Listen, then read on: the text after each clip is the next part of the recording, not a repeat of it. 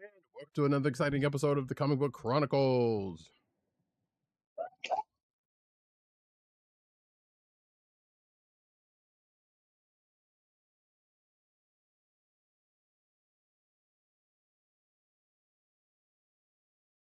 I'm your host, Radicat. You can find me at Radicat on Twitter. You can find me at NewsNerd on Twitter. You can find me at CBCaps on Instagram.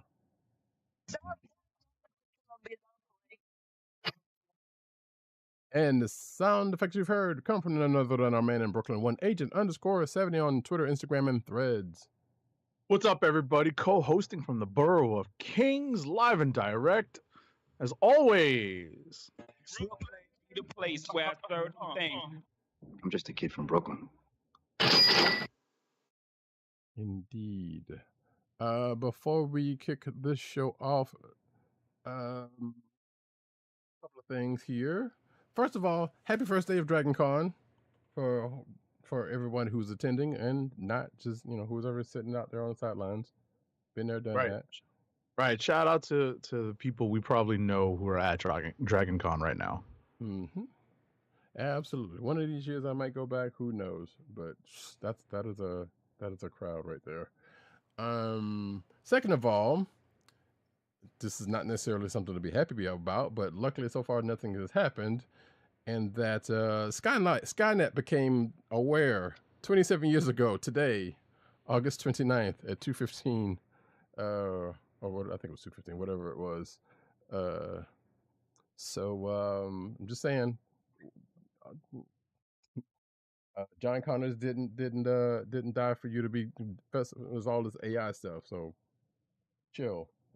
Right. Who knows? Maybe whoever wrote that with James Cameron got the date just slightly wrong, right? Maybe, or they got it right, and Skynet is self-aware, and it was like, no, you gotta keep that down. I gotta keep it down for the humans, but so I can do my thing while the humans think I'm not around. Right. Because it's not like there's not a Cyberdyne Industries around, and it's not like there's nothing called Skynet that's not around, because both of those things exist in one way, shape, or form. So I'm just saying. Yeah. I'm just saying. Watch your phones, watch your tech, folks. It starts talking back to you. Well, if it starts talking back to you more than it already does, then you need to chuck that joint, because we're about to get into a fight.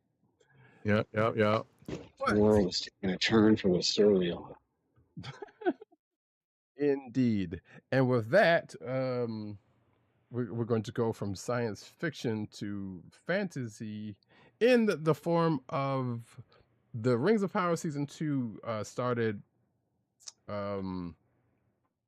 today, actually, as we're recording this. And just FYI for folks catching it, there are 3 episodes, and all of them are an hour plus, or a couple of, in at least one case is, actually 2 cases is an hour plus. Because the first one was like hour 16, and the other one was like hour and 3 minutes or something. I only made it through the first 2 episodes, so I can speak to that. Mm-hmm. And, I'll tell you that, I've heard like mixed reviews, but not directly. I was listening to a podcast on the Ringerverse today when I was taking care of some stuff in the morning, and they had already watched some stuff, and apparently, some people just aren't fans of it, and I feel like it's not like just another version of what they're doing with Game of Thrones. Like, you have to actually be invested in how we get from this prequel to the Fellowship, right, to the Lord of the Rings. And I think that's what really drives my attention when I'm watching this. And I feel like the first 2 episodes of this season really caught my attention, because there's a lot more glue and a lot more connectivity that's exposed here in just these first 2 episodes that really drive home that this is leading up to certain events that obviously then lead up to where we find ourselves at the beginning of Fellowship of the Ring. So if you are in any way curious about that, and want to see how that might be depicted on screen, give it a watch. I like it so far. Um, at the end of the day, it's not Game of Thrones because it's not giving you that Game of Thrones vibe, right? If that's what you're looking for, you may not be happy. But if you're looking for what I said earlier, which is wanting to see how we got from, stuff that we maybe read about, like I didn't read the Silmarillion, I did read The Hobbit, obviously, but all of the other like related Tolkien lore that they're basing the show off of, I'm unfamiliar with. So seeing how we get from this point to The Hobbit and Lord of the Rings, that's what is keeping my interest, and I feel like they're doing a good job so far. So my question is, going back to what you just said, you haven't read the Silmarillion yet, right? Right. Because I know you enough to say that I'm pretty sure you're gonna hit that one of these days. Exactly. At some point, it's very much like there are things, I'll give you examples that are, immediate and current, like anime and manga. Like I have not read all of the Haikyuu manga, and I have not read all of the Jujutsu Kaisen or Demon Slayer manga, and I feel like I'm gonna get to those specifically as as I get through watching them. They're definitely on my list. Now I'm working through Haikyuu now. It's just a matter of just getting to it, So I guess the Silmarillion I can always borrow from the library, because there's always copies out there. I remember seeing it on the shelf when I was a kid. Right, and if it's anything like that Fellowship of the Rings graphic novel that I came across a while back that I do believe we have access to now. There's probably a graphic novel out there coming at some point. Right, probably some sort of adaptation. So I would not be surprised by that. Which I hear that the book's more encyclopedic than any of the other books were. So I don't know. But regardless, hey, somebody's read it. Right. And if anything, once you get through the series, however long it goes on, there will be articles that will point you in that direction of what you need to read. It may not just be the Silmarillion. There may be other, Tolkien sources that I'm at least heretofore unfamiliar with. Right. And actually, speaking of in a way, I'm sure folks interested in Rings of Power will probably already know this, but there are definitely recap videos out there from places. One will be in the show notes because actually I did watch that, but I didn't watch the actual shows. Which, as it turns out, I don't think I needed to, because it was like, oh yeah, I remember that. Oh yeah, I remember that. I barely remember that. I barely remember them, but I remember this. So, you might listen to me vary on what you remember from the first season. Mm-hmm. And I believe, if not mistaken, there is some sort of recap at the beginning of that first episode. There is. Yeah. So I did start enough to know that, but I didn't go with it. Like I said, that was kind of like that's gonna take 3 hours, and I wanted to make that 3 hours kind of worth something, so I didn't want to just cram it in just on the day. It's tough. Plus, I had stuff going. Like, what I was gonna say is it was tough because it took me forever to get through that first episode because it was stop, start. Got to take care of this. Stop, start. Oh, pick this up. Stop, start. Put this away. Stop, start. Yep, and that's why I didn't want to do it because I had a lot of that going on today. So, right. So maybe we'll revisit this next week when we both, when we both have both right, probably become episodes current. and the exactly one that comes out next week. We'll become current with whatever is out. Do we know how many episodes it's going to be? I feel like we've talked about it. Right. Is it 10? I don't know. I feel like that is a number they would normally go to. It's either going to be probably like 8 or 10. Mm-hmm. Given the way they usually do these things, but I don't know it for offhand. So, but I assumed you might be looking it up. While you're doing that, I'm going to say, what's up to Benji Games 2, who's joining us in the chat. Been a minute, sir. Hope you're doing well. 8. Okay. Well, yeah, I guess that makes sense. Like you said, 8 to 10. Yeah. Yeah, but they're an hour long. Exactly. It makes That's a what I'm saying. lot of sense if it's 8. So it's like, yeah, those first 3 are already dense. So the rest of them are going to be just as densely packed, which I'm not, I don't have a problem with. Because I mean, that first season was pretty good, and it was not never a thing to where it was like, okay, when is this going to be over? It was like you were just kind of there enjoying it, or at least I was personally. So if they keep up with that, I suspect it's going to be the same way. That being the case, we are going to push on. Like I said, we may revisit that next week. But for now, we're going to go over into the comic books, starting off with Fantastic Four number 24. Alrighty. Fantastic Four number 24 is written by Ryan North, with art by Carlos Gomez, colors by Jesus Bertov, and letters by our favorite lettering paisan. The hardest working letterer over at VCVC is Joe Caramagna.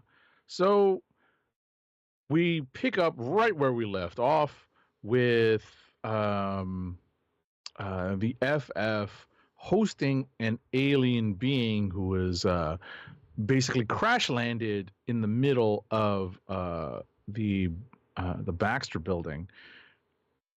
But we find out all is not as it seems.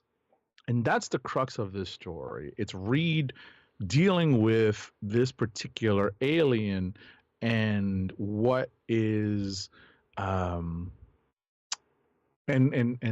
we see some of the faith that he puts in his teammates, and we also see some of the things that may be a portent for future stories. And with that, I will leave it to Radicat. Hand it off.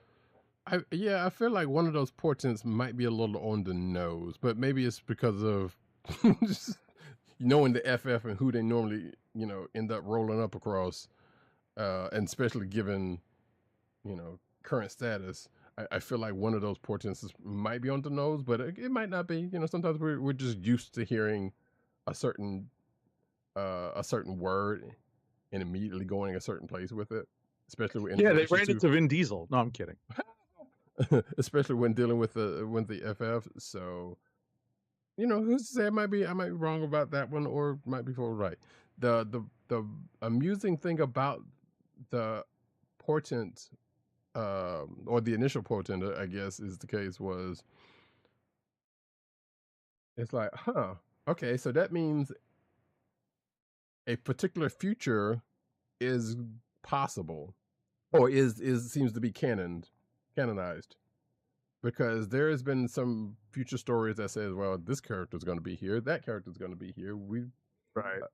This character doesn't necessarily have the same status they used to anymore, but we also know that in this particular case, that's not entirely true. It's just, things change. Yes, things sleep. So we see one thing seems to be the case in the future at the end of time specifically, I guess, or close to the end of time. I'm not sure if that was even that was not even said. But regardless, before I don't want to say anything too spoiler, but let's say it's interesting to see that.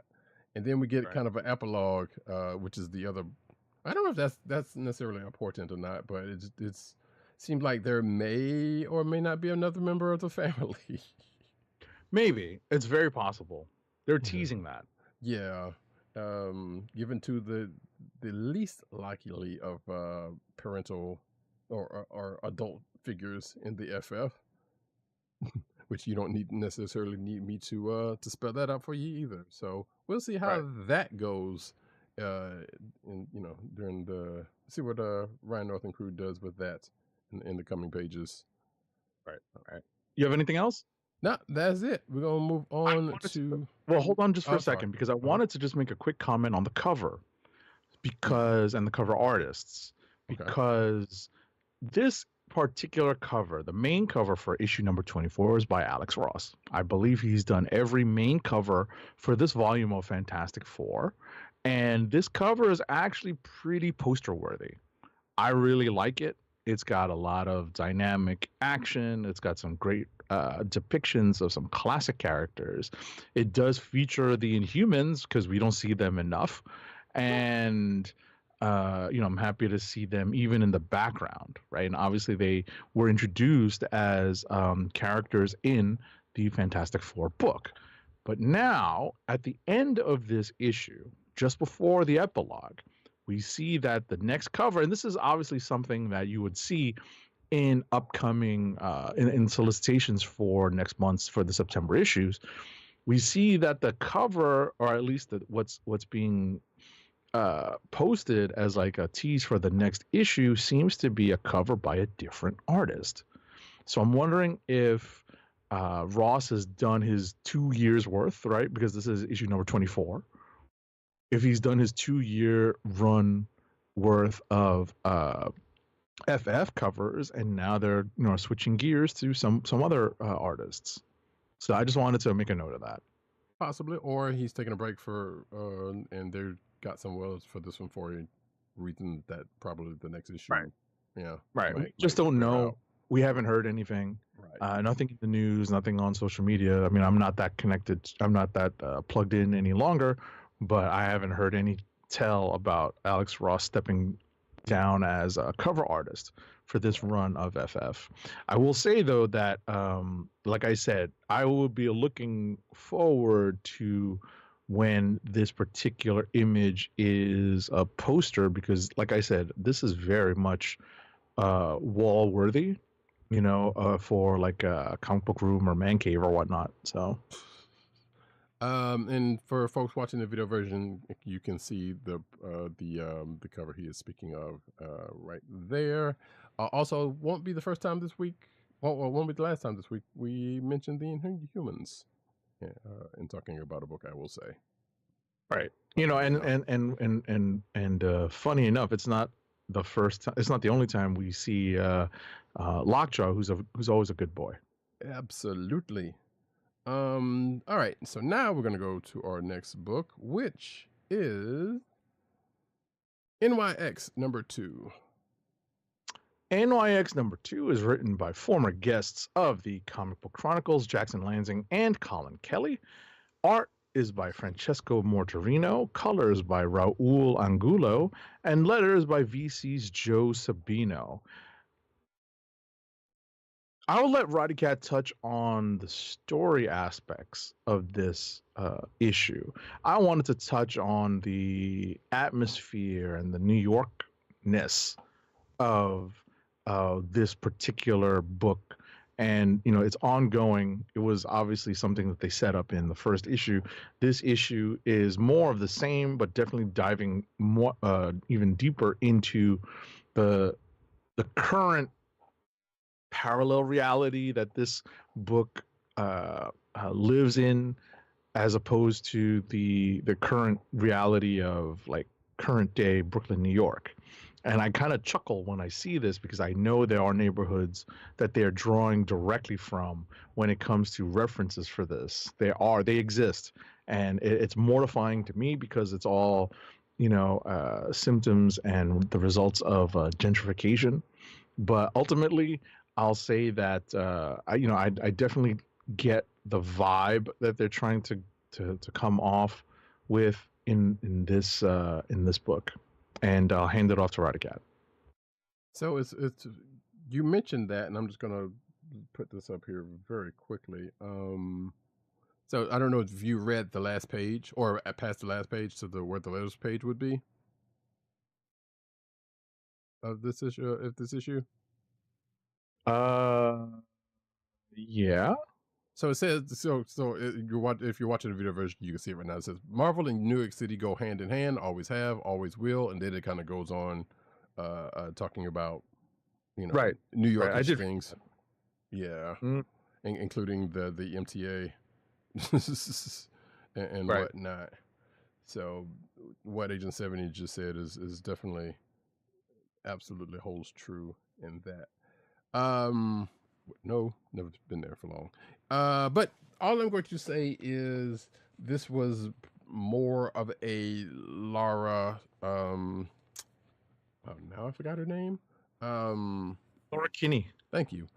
It's now last time it was me giving you the answer. Now it's you giving me. That's right. That's right. So yeah, this is Laura's turn. She's not only narrating, but she's kind of the crux of the story. She's kind of doing a Batman in a way, which is kind of funny. Not just because of the narration, because of the things we see her do in the beginning of the book. She hasn't said that criminals are a cowardly lot, so we don't get that. But you know, as she has tried to do, tried to,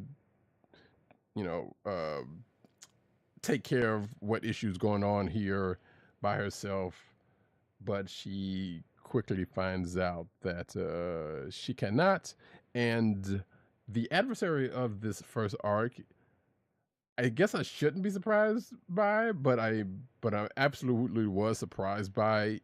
I will say unexpected. Yes, in the context of what's going on here, because like, all right, I wasn't expecting them to show up. We're not going to spoil who, but let's just say, as Laura says it in the book, Saturday morning cartoon is around.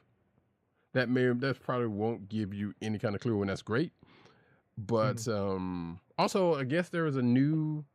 I assume they have named the name of this new mutant, and not new mutant as in the group, but a new mutant that they have that has been introduced here, has a weirdly generic name. Not even weirdly, it just has the most generic name.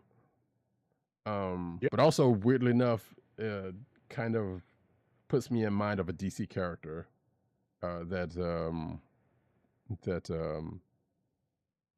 whose powers are said is not necessarily the same, but feels like Queller would be aligned with at some point.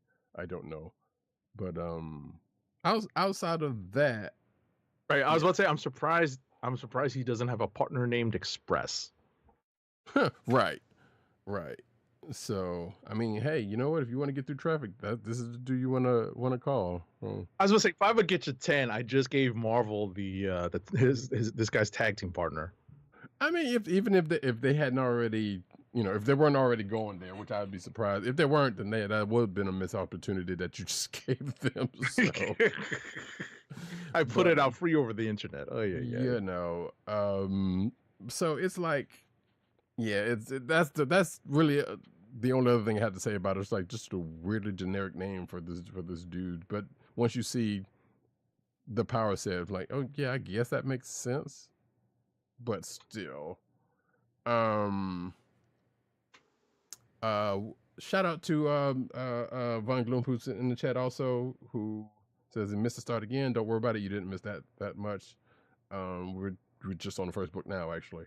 Excuse me, on the second book. As long as she isn't recruiting preteens in her war against evil, talking about Laura probably. And he also says that the redesign threw me off, and I had to reread it because he doesn't look like a joke. I assume he's talking about the new character. Actually, I did think that was Roberto for a second. I'm like, wait, why is Roberto here? But it was not. So yeah, this dude, yeah, just what else? But yeah, it was an interesting book. You do see other characters pop in and out that are going to be aligned with the series, including at the end of the book, where I guess another one of them is going to do well. He's already had popped in the last couple of issues, but I guess there's going to be probably more front and center in the next issue. And I suspect from this one, there was something that Laura kept bringing up that's probably going to come back during the course of this, and we may have just been given another adversary. I'm not entirely sure, but got it. I was going to say that Von Gloom, I think if you hopped on late, the only thing you really missed was me giving a super quick non-spoiler recap of the first 2 episodes of Rings of Power. Yeah. So, we're going to get to our last book that we have in common, which is potential click of the week for me, actually. X-Men #3. X-Men #3 is written by Jed MacKay with pencils by Ryan Stegman, inks by J.P. Mayer and Livesay. Colors are by Marte Gracia, and letters are by VC's Clayton Cowles. So there's a couple things going on here in parallel, right? There's a meeting between Cyclops and I guess a character that's recurring-ish from ONE. Remember them, right? One, right? Roddy Cat just mimed no, and I'm like, I kind of remember them. It just bugs me that they named this character after the Hall of Fame goaltender for the New York Rangers, Henrik Lundqvist. You know, it bugs me to see, you know, that name in here. Like, oh, it's Lundqvist. It's Lundqvist. I'm like, stop.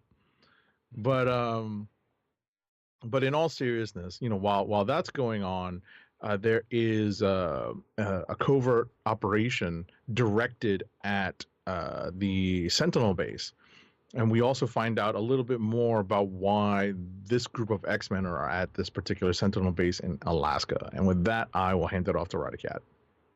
Yeah, so we get a couple of very powerful may be strong, but some very good turns from a couple of folks on this particular X team. One of which is Scott Summers' Cyclops. I've even seen online earlier today from Gail Simone and I can't remember who it was. It was another comic creator. It was like, how dare you make me? How dare Jed MacKay make me like Cyclops? Which, if you you know, if you follow Gail Simone, she's been and amusingly not necessarily a hater of Cyclops, but she just like he chokes them badly all the time. Yeah. So and so it's kind of funny. And yes, having read this, you can see where that is the case in this particular case. And it sounds like he might be having some issues at the end of this issue. But also the character of Temper also got an interesting turn, as she actually, both she and Cyclops has had to rehash some not so long ago things that they've gone through for the people they were talking to. In her case was Magneto, in his case was this Lundqvist guy. And to some very good effects, while you know the plots are going on all around. Also, someone is missing from that whole thing, as which I assume is probably going to pop up next issue, which involves a character that I don't remember the last time we've seen this character. Who was an adversary, correct? The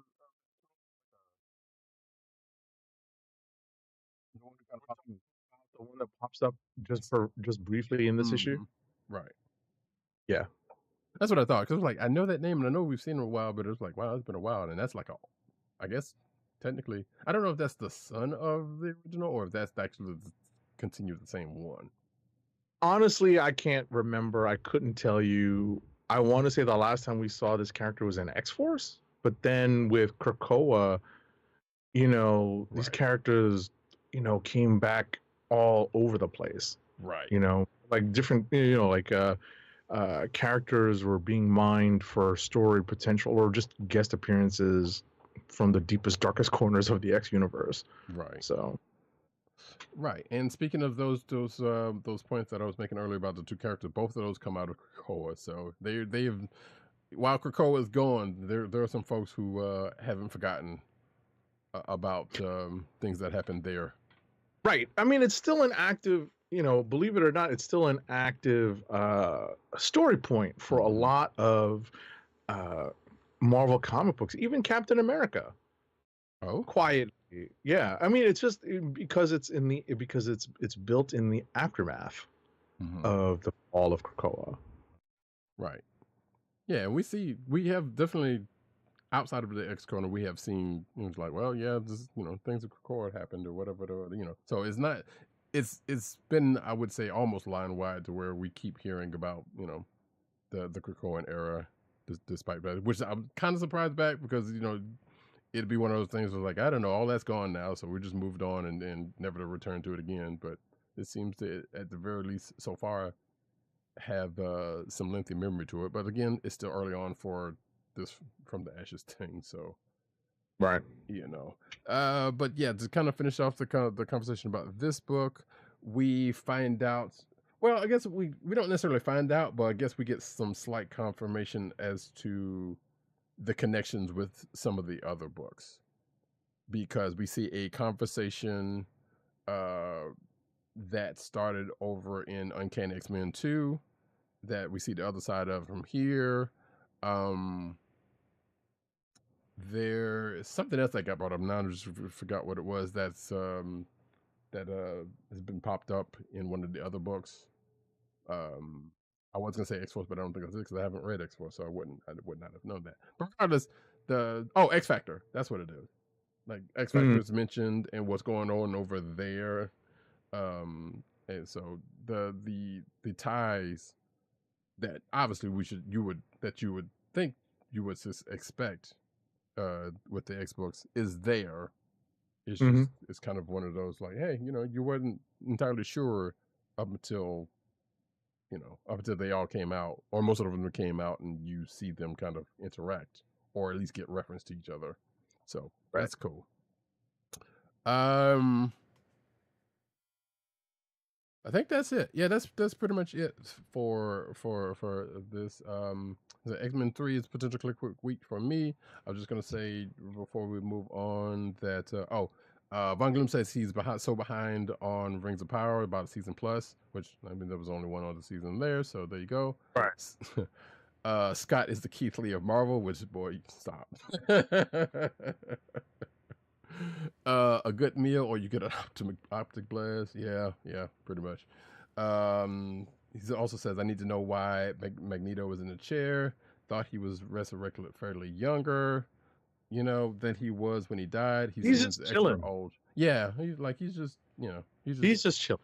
Magnanimous. You know how he gets. So he's Von Gloom said he seems extra old here. Like not really. What I was gonna say is I think I don't even think maybe it's just the sitting thing, because what it's meant to evoke is Xavier. Right. So if floating hover chair and everything. Right, just styled differently. And this one is a much more of a throne than Professor X's ever was, right? Right. So it's Magneto, so what'd you expect? Right. So ultimately I get that, but no, he's pretty, from what I remember, he's pretty spry still. Yeah. And even when he was resurrected, like he still had the flowing gray locks and all that kind of stuff. Like, and it's just because of the fact that he had the mask, he had the helmet on also, so you really couldn't exactly see his full face in that. So, right. Von Gloom. Von Gloom says that he thinks that's the original of that character that we mentioned earlier because of all the tattoos. So your memory is better than me on that one. And also, Max is being bougie. Yeah, pretty much. Pretty much. Yeah. So Magneto's going Magneto. We all know this. That being the case, that ends all of the books that we have in common. But we have a lot more books to go in Rapid Fire. Rapid Fire review time, folks. Incoming. I ain't got time to bleed.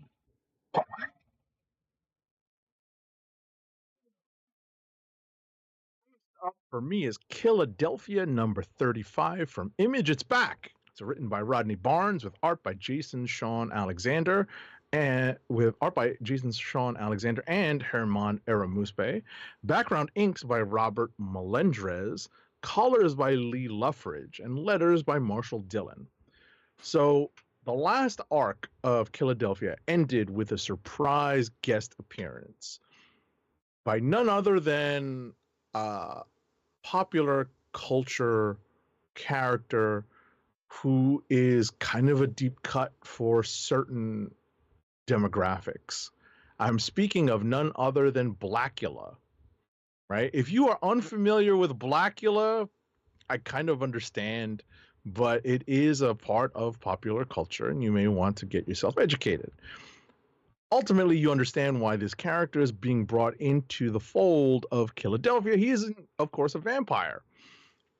In this case, though, I feel that this is just me being a little critical, is that there's a lot of crossover stuff going on in this arc of Philadelphia, and I don't know if this is them jumping the shark or not. So it's proving to be a little much for me, but there is a parallel storyline going on with one of the central characters, trying to rediscover their why, as it were.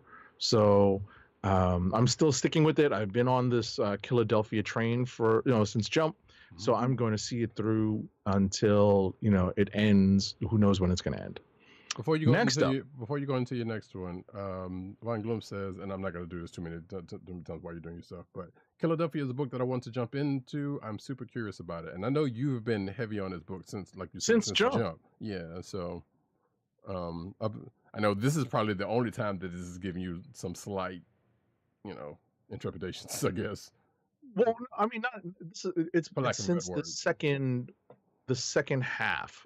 You know what I mean? It's like this, because the initial arc, like the big arc, the big story arc is kind of like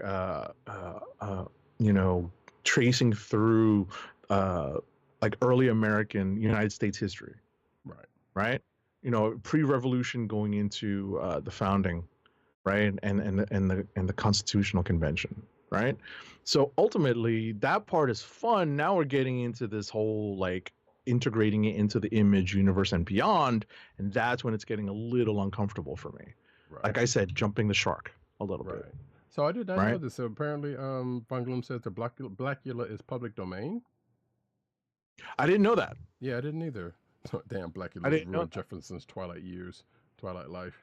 So, I mean, if I'm not mistaken, when the character made his appearance at the end of the previous issue, the previous arc, I looked that up, and now it's starting to come back to me. I think I realized that's why Rodney Barnes was able to use the character, is because it's in public domain. Gotcha. So no big surprise there, but thanks for the reminder. I'll say though that, like I said, ultimately, I'm not so sure about the direction, but if you want to dive in, Von Gloom, I'd absolutely recommend the first, let's say, 2. If you're gonna pick it up in trade, or if like find it at the library or something. I don't know nowadays how you would get this digitally, since there's no Comixology. What does Image put their books out through? They used to have their own thing, but I'm not sure if they're doing that anymore. So they may still be on the Kindle store. I'm not entirely sure. Okay.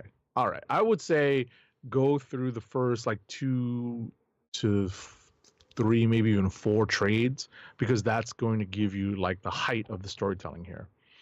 May even be at the library, by the way. So check. What's that? I said may even be at the library, because there's a lot of. That's what I said. Stuff. That's what I said. Going to the public library. Yeah. In terms of like hard copy, right? Or even soft copy, digital. Right. They obviously do provide digital. Right. But in terms of if you wanted to like purchase one, or if you were going to your comic book store, definitely want to at least try that first trade. I would say go through the first like 2 or 3 trades, and you'll get like a really solid take on the story. Next up is Amazing Spider-Man number 56. It's written by Zeb Wells with pencils by John Romita Jr., inks by Scott Hanna, colors by Marcio Meniz, and letters by VC's Joe Caramagna. We have hit the almost crescendo of Zeb Wells' run on Amazing Spider-Man, because we know his run is ending soon. I'll say that this issue was a pleasant surprise for me, because I have not been a fan of Zeb Wells' run. And I read this issue and I kind of got a kick out of it. It's not Click of the Week worthy, but it was definitely a good read. So, points to him for that. It is oversized because it coincides with a round legacy number. I think it was like 650, if I'm not mistaken. Find out. I got to look at the cover. It's right there on the cover. 950. I apologize. I'm 300 off. I know. Yeah, we had talked about that before. So right. I just couldn't remember with the exact number. So it was 950. So it is a little extra size. There's some bonus material in here, the bonus material actually does play into the current story. It's not just like throw in stuff. So take a look at it. Don't just bypass it because it's additional story and additional material. Next up for me is Captain America number 12. It's written by J. Michael Straczynski with art by Jesus Saiz, colors by Matt Hollingsworth, and letters again by our favorite lettering paisan, VC's Joe Caramagna.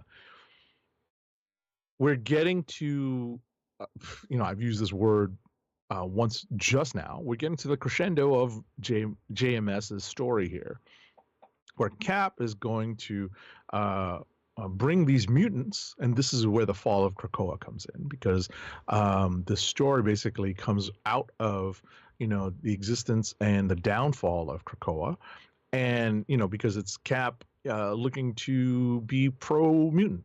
He's protecting some of the more outcast of the mutant side of the Marvel universe, and these are like. These aren't like the sexy mutants, the ones that get all the attention. These are some of the freaks and geeks, as it were, of the mutant population. Maybe more along the lines of the Morlocks to a certain extent, but they're living above ground, and there is a mystical side to this story that I've always been a little leery of. I kind of bump up against it here and there. This issue has much more, has some more of that, and I'll finish off my commentary with, I still have this nagging feeling that they're going to end Steve Rogers' run as Captain America at some point in this volume, so to clear the way for Sam Wilson as the main Captain America, because he's got a movie coming out. Corporate synergy, folks. That's just my gut feeling. I've said it before. I would not be surprised if that is what ends up happening at the end of this run. Next up for me is Incredible Hulk Annual number 1. It's written by Derek Landy with art by Jeff Shaw, colors by Frank Martin, and letters by VC's Corey Petit. Surprise! I decided to read this. I don't know what made me read this. It is a fun read for anyone who thought that they nerfed Hulk when he was fighting Thanos in Infinity War, right? So it's fun.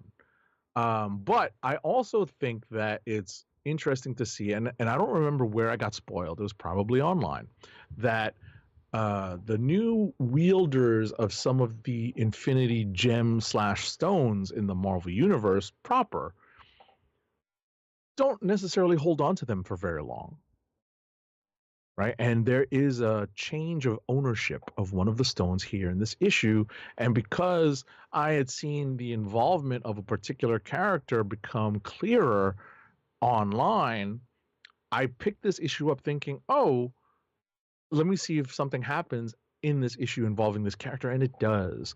It involves a character that we know that actually has appeared in a Marvel show that was on Netflix. And that's all I'll say about that, to quote Forrest Gump. So, it was an interesting annual. Next up for me is Marvel 85th Anniversary Special number 1. The main story is written by Ryan North with art by Joshua Cassara, colors by Dean White, and letters by VC's Joe Caramagna. But this is very much an anthology with several stories woven into the greater narrative that's being told here. There are the first, just very quickly, I'll go through it. The first story is related to Ms. Marvel. It's written by Iman Vellani and Sabir Pirzada, so they had some, so they had a real, they basically had the current creative team on Ms. Marvel chip in on this. So this is definitely something that may very well play into their story in the future. With art by Stephen Byrne. The next story is an Excalibur story written and drawn by Alan Davis with colors by Rochelle Rosenberg. And Roddy Cat asked me about that. I don't know for sure if this is an old story or new, old art or new, but I have a feeling it's new because, they brought in a new colorist on it. It's, Rochelle Rosenberg is a current colorist. The next story is Rush Hour. It's a Spidey story. It's written by Christopher Priest with pencils by Carlo Pagulayan, inks by Jason Paz, and colors by Maury Hollowell. There's a first appearance. So this issue may be something that the speculators jump on because there's a first appearance by a character. The title of the story is called The Moon Warrior.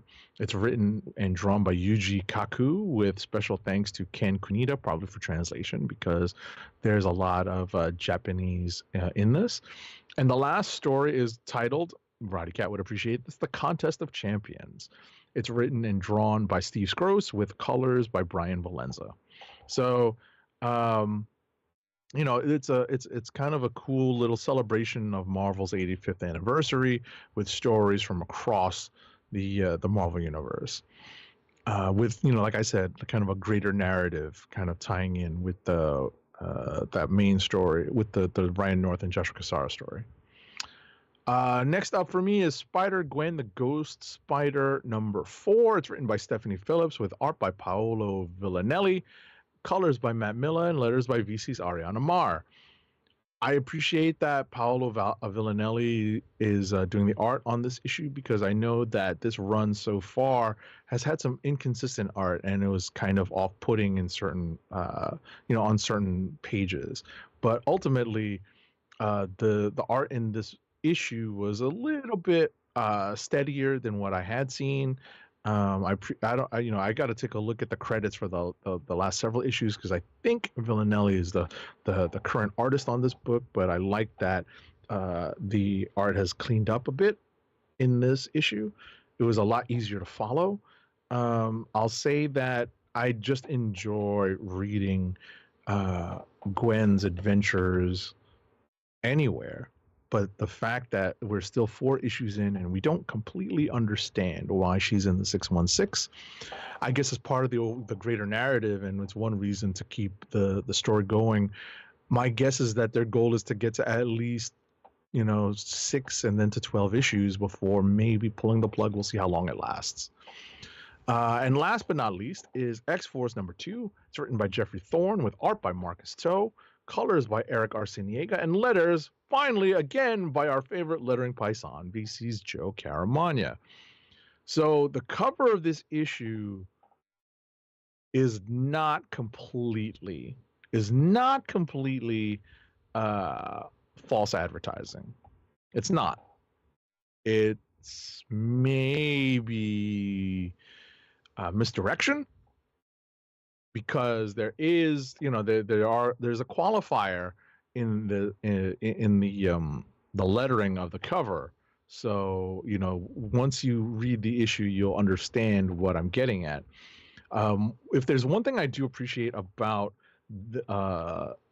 Jeffrey Thorne's focus so far in this book is that the primary points of view so far have been Forge and Tessa, aka Sage, and I appreciate that Sage has been like a constant, because she's basically like the Oracle for the X-Men, and she's the person behind the screen, behind the chair, person in the chair for X-Force for at least the last several volumes. This is a character that Claremont created and pushed into service in X-Force, actually in.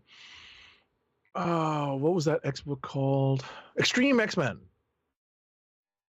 So because that's something that Claremont decided to shepherd in, and she's become kind of a mainstay of like the Black Ops side of the X-Men. So I like that the first 2 issues have really used them as like the main points of view characters. We definitely get some highlights with the new character that we've got, the newer character that we have involved here, Surge. We're still not completely familiar with the tank of the team, and Psylocke and Rachel Summers are there. We're still kind of delving into their current relationship. Not Psylocke, Captain Britain. I apologize because I think of Betsy Braddock, I think of Psylocke, but right now Psylocke is the code name for Quanon. And that's it for me. All right. Von Gloom says he trusts your opinion. He'll peep it out. Talking about Philadelphia. Definitely. Thank you. Right. Let me get into my books.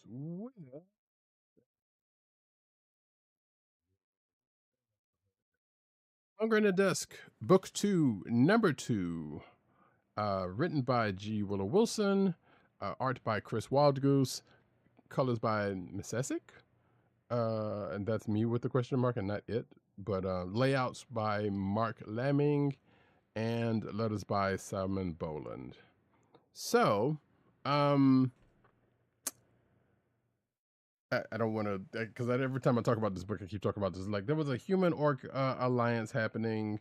It kind of, not necessarily disintegrated, but let's just say there were some flares tempers flared, and things kind of split between the two main members of said alliance, which caused one of them to head back home. In this case, that would be the orc Tara, who has now found her way back home, but not before finding out some information about the adversaries that both the orcs and the humans have to deal with in this situation. But also, when she gets back home, there's some other bits of drama. There is another bit of drama that or at least a couple of bits of drama that she's dealing with before that information gets conveyed, which kind of was like, all right, you got a chance. Tell him. But some things have been kind of hashed out in a way, but also we have the human element, or one part of the human element or human part of the alliance that is looking for Tara because they got the feels and also, recognizes, recognizes what they mean to the alliance plus them in relation to everything that is going on in this particular world. But yeah, still continues to be a good book. I've been enjoying it, and we'll definitely continue to check it out. Void Rivals number 12 is the next book. It is the last issue of this arc, not the book, just this arc. It's written by Robert Kirkman, art by Lorenzo De Felici, colors by Patricio Del Pesce, and I keep wanting to say Depeche Mode, so just go ahead and get that out of the way real quick. Oh, I see they're coming to get me for that. Letters by Russ Wooten to round off the creative team. So, like I said, this is the end of this arc, and apparently, according to the letters page from Kirkman, the book is going to take 1 month off, and hopefully, once it comes back, we'll continue the arc unfettered. But in this particular story, we get the two main protagonists, that's Derek and Salila, having to go on their separate ways for reasons. We also still get some Transformers adjacent stuff, with the form of Springer being there. Also, that one little Skuxoid who has kids at home is out there doing this thing. And actually, they actually did something with that last issue, if I'm not mistaken. But coming out of the end of this book, we get something ominous coming, it seems, thanks to the connection between the two main characters. And we also have some behind-the-scenes stuff, because basically, hey, these two characters found out who have been on either end of warring factions for X amount of time, found out that they're similar. To the point of, wait, they've been at war all this time and just finding this out. So now they want to get the word back out to their differing peoples to tell as much. But of course, there are people at the top trying to stop them, which, was the crux of the last couple of issues. And they ended up coming across Springer during one of those times, or during this time. So there is that. But now those two are splitting up to kind of do their both separate missions. And like I said, when they had a certain connection near the end of the book, we get to see some very big ominous, something very big and ominous that let's just say, it didn't take to know the outline of, that seems to be implied coming at some point. down the line. And I feel like I don't even have to say what that is, but you've seen the movie. And also after the letters page, we see that a certain Cobra La baddie may be entering the picture next issue when it comes back. So I'm looking forward to check that out when I think they said October. I think, yeah, because they're taking September off or whatever, because it wasn't in September. The solicits. Anyway, exactly. I was on mute. I didn't realize that. I was doing it, and I was like, "Wait a second, it's not coming up on the meter." Oh no, it wasn't. Yeah, I didn't even see it. Next book for me, Star Trek Defiant number 18, written by Christopher Cantwell, art by Angel Zueta, colors by Marissa Louise, and letters by Clayton Cowles, who's also hardworking in his own right. Especially this week, not just this week, but anyway. So yeah, we got some rambling things going on. The crew of the Defiant has been set up because of something they got themselves in, dealing with a rumbling coup. And then this particular issue deals with familiar beats as they have to defend this village full of farmers against the coming Romulan teams that are coming for them and this village for some odd reason. But also on this other side of that, Seela's got Spock captured, which is the whole reason why this crew is where they are, because they're trying to get him back. But Seela's needing Spock for reasons of her own that may or may not go against what her father, who started all of this mess, is up to in basically trying to take over the Empire. So, been good stuff so far. Next up is Aliens.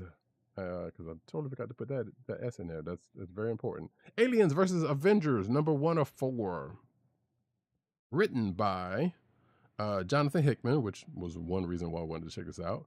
Art by Eastside Rippick, which is another reason. And color artist Ivy Vorsina. And letters by VC's Corey Pettit. So, as I told Agent 70 before the show, this, similar to Avengers Twilight, kind of plays similarly in the fact that this is definitely not in current continuity.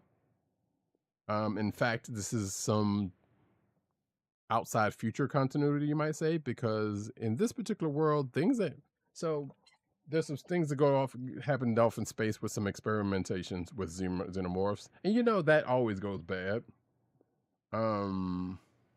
It's kind of the crux of the whole series, right? Basically, and just as much in this particular case, because we come across that, and then of course, as things tend to happen, leads back to Earth. And then we see what's been going on Earth that whole after things have happened up to a certain point, and also the folks the folks who are around are old, and the folks who are not around, we get why they are not. Let's put it that way. I'm not going to say who is who. Let's just say it's not just an Avengers, just a fully Avengers lineup, because there is some other, at least one other side person that is that's aligned with the book that we talked about earlier, actually, who's in the picture. And as I told Agent 70, and of course you have the aliens trappings, because we do have Wayland, not necessarily Yutani, but a Wayland connection that is here. We also see, let's just say, the fate of the humans, which in all of this, and a few other groups in relation to what's going on in this world. But at the end of this, we get, and I know there's articles about this, but one Miles Morales Spider-Man gets a new suit that is I guess you would say appropriate for this world, but also kind of looks like it's Peter's Future Foundation suit in a ways, with one notable addition to it. So, like I said, it's an interesting read, I thought, and there's only 4 issues. I put this note in here for Agent 70's sake, but it's not entirely the case. Wakandan Rom, the Space Knight. But not necessarily the case. But there's a character that shows up who is usually, or there is a character that's a part of a group from the Wakandan mythos that just kind of looks, vaguely like Rom the Space Knight because of their face, because of the helmet. That's all I'm saying about that. But yeah, it's an interesting take on what an Aliens versus Avengers would be, because obviously they weren't going to put that in. Well, I say obviously, that's probably not true. They weren't going to put that in current continuity, so that's we should have known. And it's Jonathan Hickman and Eastside Ribic, and as Von Gloom said, Ribic's art is worth the price of admission. It's some good stuff in here for searching. Next up, Ultimate X-Men number 6.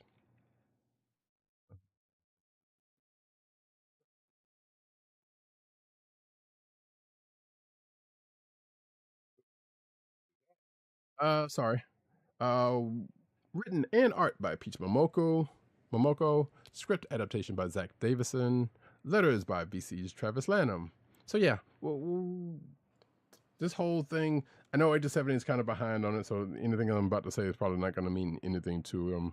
But there's really not much to say that would make any sense, even if you are caught up with it, because this book's kind of strange. But the book starts off with talk of the weather, fashion choices, and the cult that they've been looking into. Nico's definitely still around.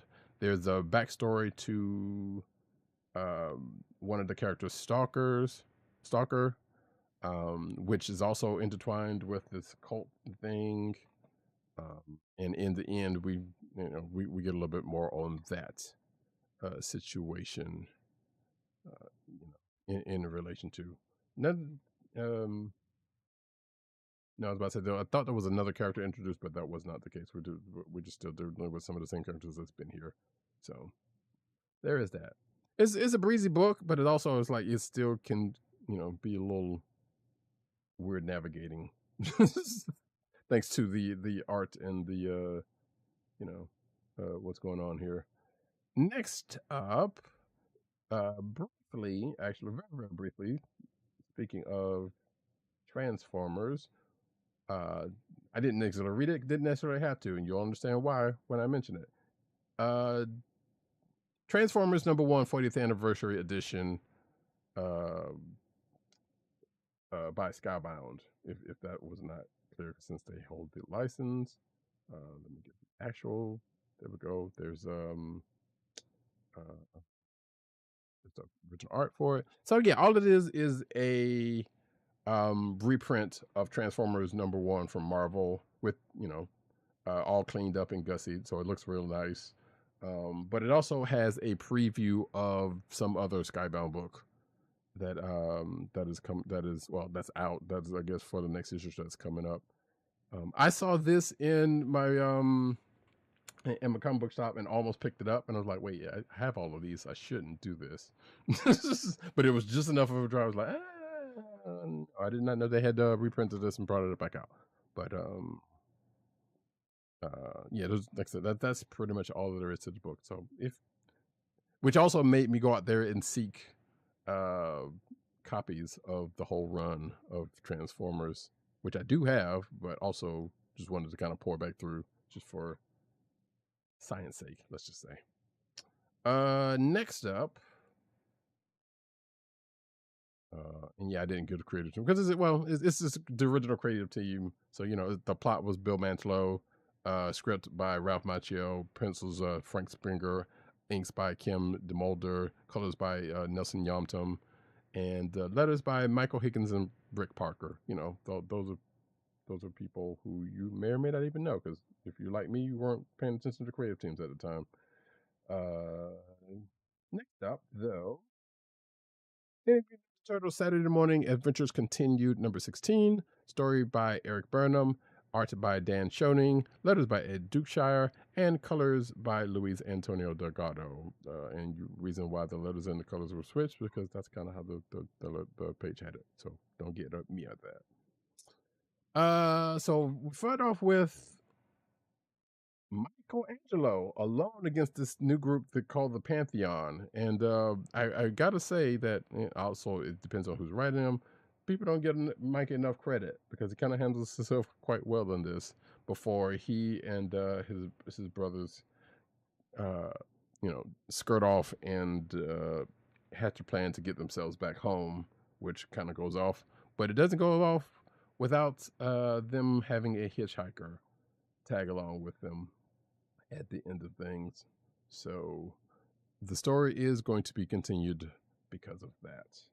And my last book, which thankfully I did get the cover for, I Lie Popeye #1 of 5 apparently. I did not know whether this was an ongoing or a miniseries. So it is definitely a miniseries apparently. Story and art by Marcus Williams. Other colors by Rodney Valdez. And that's it. This is a potential Kliq of the week for me. So if you read the Free Comic Book Day book with this in it, the first part of the book is pretty much that.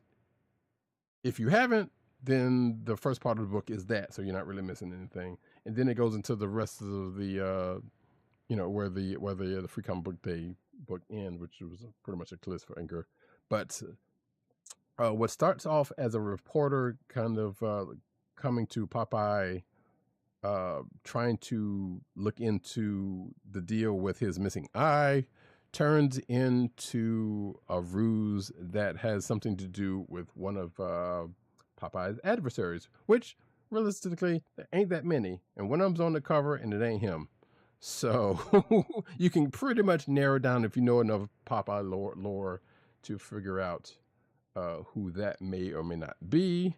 Due to some timely intervention in which, because things were going bad for Popeye and crew, things turned around, but not ends the story. Apparently it continues with a plan that continues on in the next issue. And I gotta say, this was a, when I read the Free Comic Book Day, I was like, oh, okay, this is it was an interesting premise coming into it.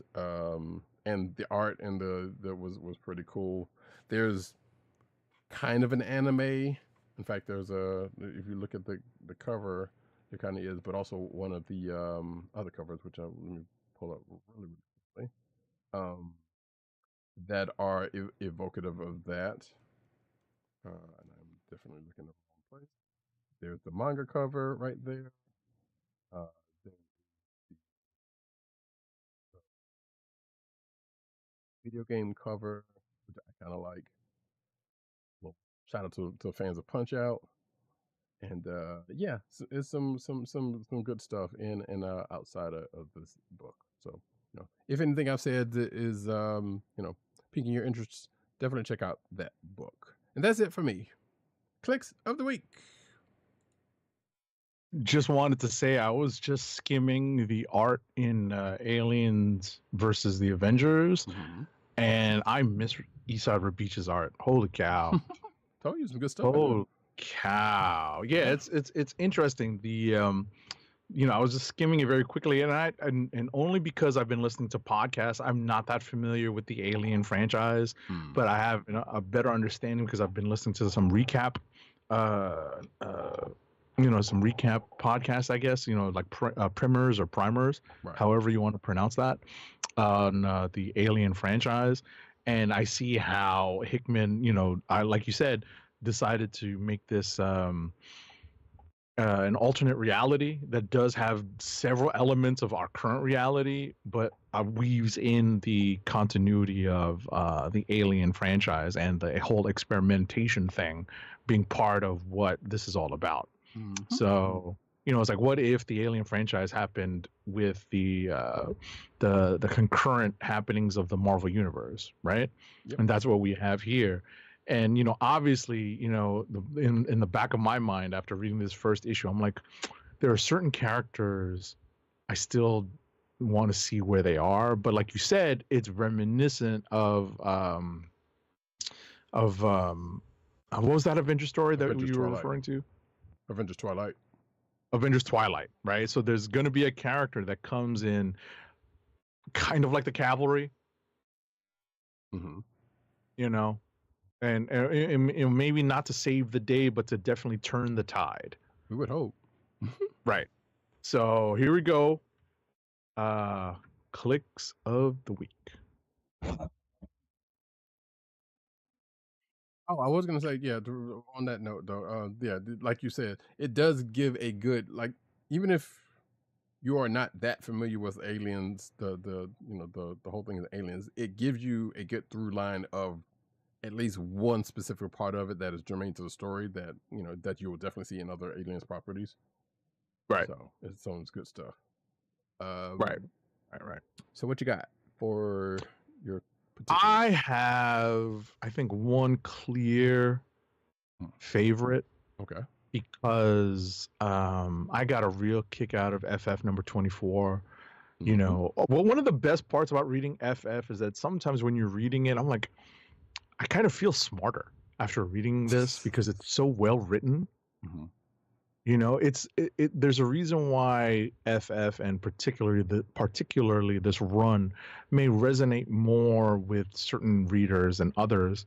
This is not. I mean, there's definitely some wham bam onomatopoeia stuff going on in the pages of FF. Lots of superheroic fights, but this issue and some of the stuff that's been going on, even the issue that had Johnny narrating when Reed probably should have been, like, was that last issue? Last issue. Right. So, reading this, I'm like, oh, I really appreciate just reading this and following along with all the stuff that's going on, all the sciencey stuff that's going on. So my click of the week this week is FF number 24. Right. And yeah, and it wasn't said earlier because we didn't say it, but yeah, and Johnny was the narrator last time, and Reed actually is the one this time, so he's kind of like kind of takes that up in this particular issue. Right. It's I remember it was definitely a Lee and Kirby issue that had Johnny make a joke about how basically Reed used like $20 words, and we had to translate it down to Ben, who uses like $1 words or something along those lines. I'm paraphrasing here. Right. Right. So Von Gloom says xenomorphs are pretty much the Brood, but more Diddy-like in their reproduction methods, and they don't talk.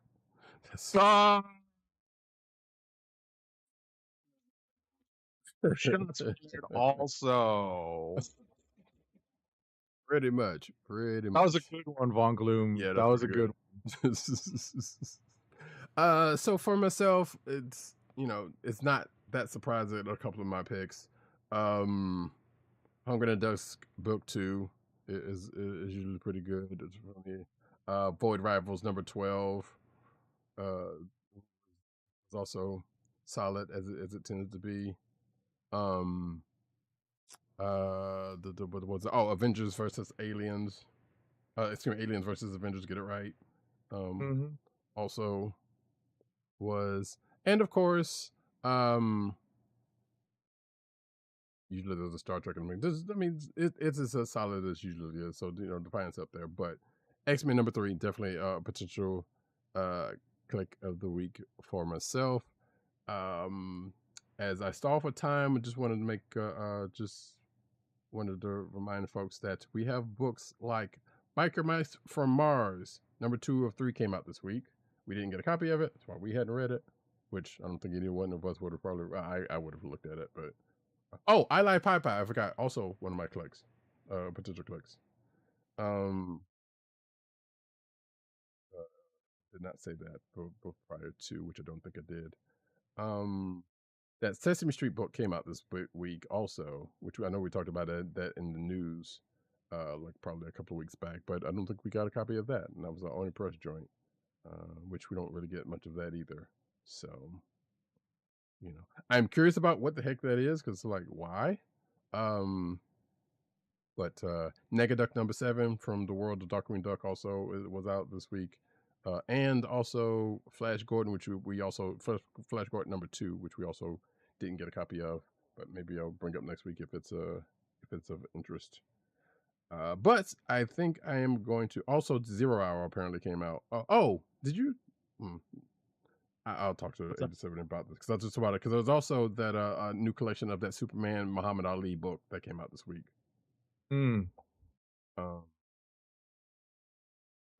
And I don't think any one of us had gotten a chance to check that out. And if I'm not mistaken, that's supposed to be included with the Marvel vs. DC trade that I ordered. That's supposed to be coming out later this year. Is it? I believe so. That's cool. Yeah, because I ordered both of those. Remember, they did 2 trades: Marvel vs. DC and whatchamacallit? The amalgam stuff. What are you talking about? Yeah, the amalgam stuff. Right. Yeah. I could be mistaken. Yeah, I could be mistaken. This Muhammad Ali one would be in that though. No. I think you're right. Yeah, I think you're right. You're right. I'm mistaken because I'm thinking of the Spider-Man versus Superman. So there's no reason why the Muhammad Ali one would be in there. Right. So yeah, I didn't realize that was out this week. Yeah. So we do have a copy of it, and so it's you can revisit that joint. I don't know if I've ever really flipped through more than a couple pages of it, so that might be worth it. I think same actually, because I remember seeing like pages of it in panels, but I was like, don't remember if I actually read it. So, but anyway, for myself, my click enough stalling, so we can get on to the rest of this program. I Like Popeye #1 of 5 is my click of the week. Like I said, the other stuff that I mentioned, definitely I have enjoyed. This was a fairly full week of stuff, again, just like last week was. So, and with that, we're going to get into the news section, but first, an ad read. Our first ad read of the night is for Wink, your personalized wine club. Wink is a world of wine delivered right to your door. From rosé to Cabernet to Torrontés, Wink has over 100 styles of wine to discover. Ever try an orange wine? Wink connects you to a world of exclusive wines tailored to your taste and delivered directly to your door. Wink delivers 4 bottles of wine to you every month with free shipping. You can pick your own bottles or let Wink choose and match to your taste. It doesn't cost a thing to become a member, and you can skip or cancel anytime. And now the listeners of the Comic Book Chronicles can enjoy an exclusive discount of $20 off your first order. To place your first order with $20 off and to help keep our show free for you, go to our network website at cspn.us/wink. That's cspn.us/WINC. Wink wines through CSPN. Do it today. And now we get into the news.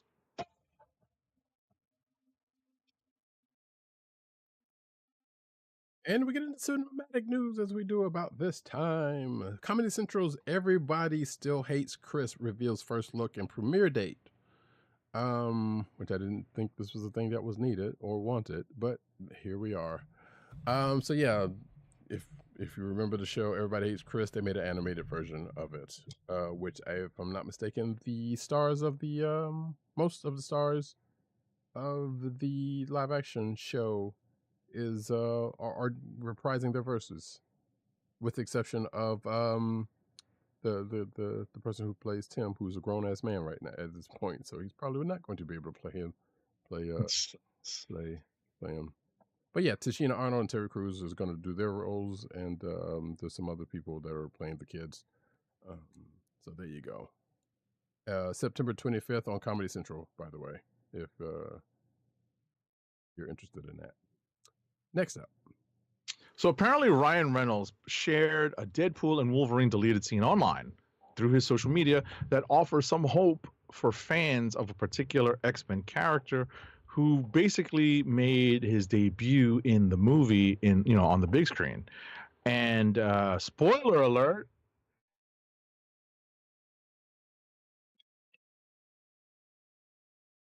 it's the character that says, "You know how long I've been waiting for this? Woo, I'm about to make a name for myself here." So, well, you've seen that meme. It is that character, Channing Tatum's Gambit. And apparently, what's revealed in the scene is Gambit walking away from us, but then turning around and seeing what's supposed to be a reflection of the Marvel / Doctor Strange sparkly circle. So it's implied that possibly Gambit escaped the void. Marvel Sparkle Circle. Yeah.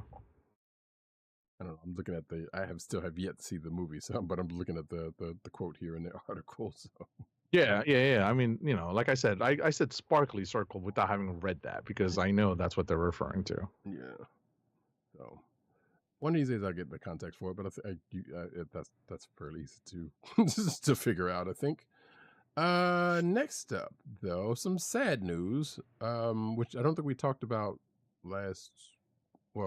since it happened, but since we're here, the Acolyte will not be renewed for a second season. There has been a petition that apparently has picked up major traction, according to this article about that. I'm usually of the mind that these petitions don't necessarily do anything, and I don't suspect that this is going to be any different, sadly. Right. But apparently, got a lot of people signing it, and there are just as many silly ass people who are happy that that it's not getting a season 2 as much as there are. So apparently the petition has a goal of 50,000 names, and it has, according to this article, reached over 47,000 already. And this article is 3 days old, so let's just say it's probably made it. There's a good chance of that. As Bon Gloom says, that show had potential. Yeah, like it was, given where it said that. That's the whole point of it, right? That's the whole point of it. It's potential because it's literally introducing an entire set of up until this point, new characters to us, right? And exploring a part of the Star Wars history that's still really ripe for exploration. The High Republic, right? Even though it was set at the end of end of the High Republic, right? So, yeah. That one, but yeah, that's sad. And plus the way it ended, it was like, yeah, we need to we thought, matter of fact, I think we even said as much in talking about it, like, yeah, this has to have a second season, right? Because of the way this thing ended. And apparently no, the powers that be said nah at this point. So yeah, next up though, Jurassic World Rebirth title confirmed alongside a host of plot details, and it's set 5 years after Jurassic World Dominion. That is the official title, Jurassic World Rebirth. The film takes place 5 years. This is detailed in a press release. The film takes place 5 years after the events of the Chris Pratt-led trilogy, which concluded with Jurassic World Dominion in 2022. The story will follow a team that is, quote, racing to secure DNA samples from the 3 most colossal creatures across land, sea, and air, unquote, because that's going to end well. No specific release date was announced outside of the promise to stomp into theaters July 2025. That's not that far away. No, and apparently it's got a couple of names, a couple of specifically Marvel names attached. Well, one potential Marvel name, but also another one that's already been in. So it's Mahershala Ali, right, with ScarJo. Yeah, with Scarlett Johansson in this, and then there's some other folks whose names, a couple of that I know of, but the rest of these I don't. So yeah, it's a good movie. Jurassic Park, the original. They could have stopped there, honestly. That's all I'm gonna say about that. Well, I mean, I can appreciate that I can appreciate that they are following some of this stuff to its logical conclusion. You know what I mean? Yeah. Some of it, not all of it. Some Right. of it's a little wild. Yeah, I don't know. I haven't seen any of those Pratt movies, so I couldn't tell you. I saw a couple of them. I don't remember the most recent one very well. Gotcha. Moving right along. Like I said, that's definitely one of the ones that did not follow like a logical course. Mm. You know. I was about to say, Anyway. kind of like the Aliens prequels, or at least according to some people. But anyway, all right. What's next? The Legend of Zelda animated series is re-releasing on DVD. Pre-orders are live at Amazon. So if you haven't heard "Excuse me, Princess" enough times, well, congratulations. Here you go. So those of a certain vintage, like I know myself, I probably Agent 70. Remember this show from the Super Mario Super Show. From back in the day. I thought it was. I honestly was not Super really Game. a big Zelda person, so Right. I was not like into watching this, but I remember being on.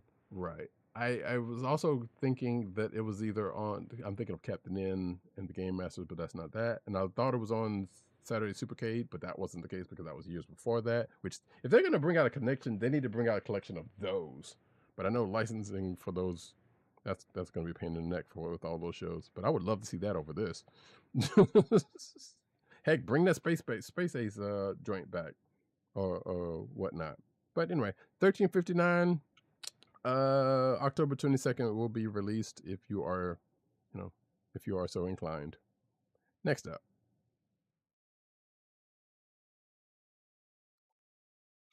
The original TMNT TV series is getting a new complete collection box set. You can relive the turtle power of the 80s and 90s with this new Teenage Mutant Ninja Turtles complete collection. It's the complete series.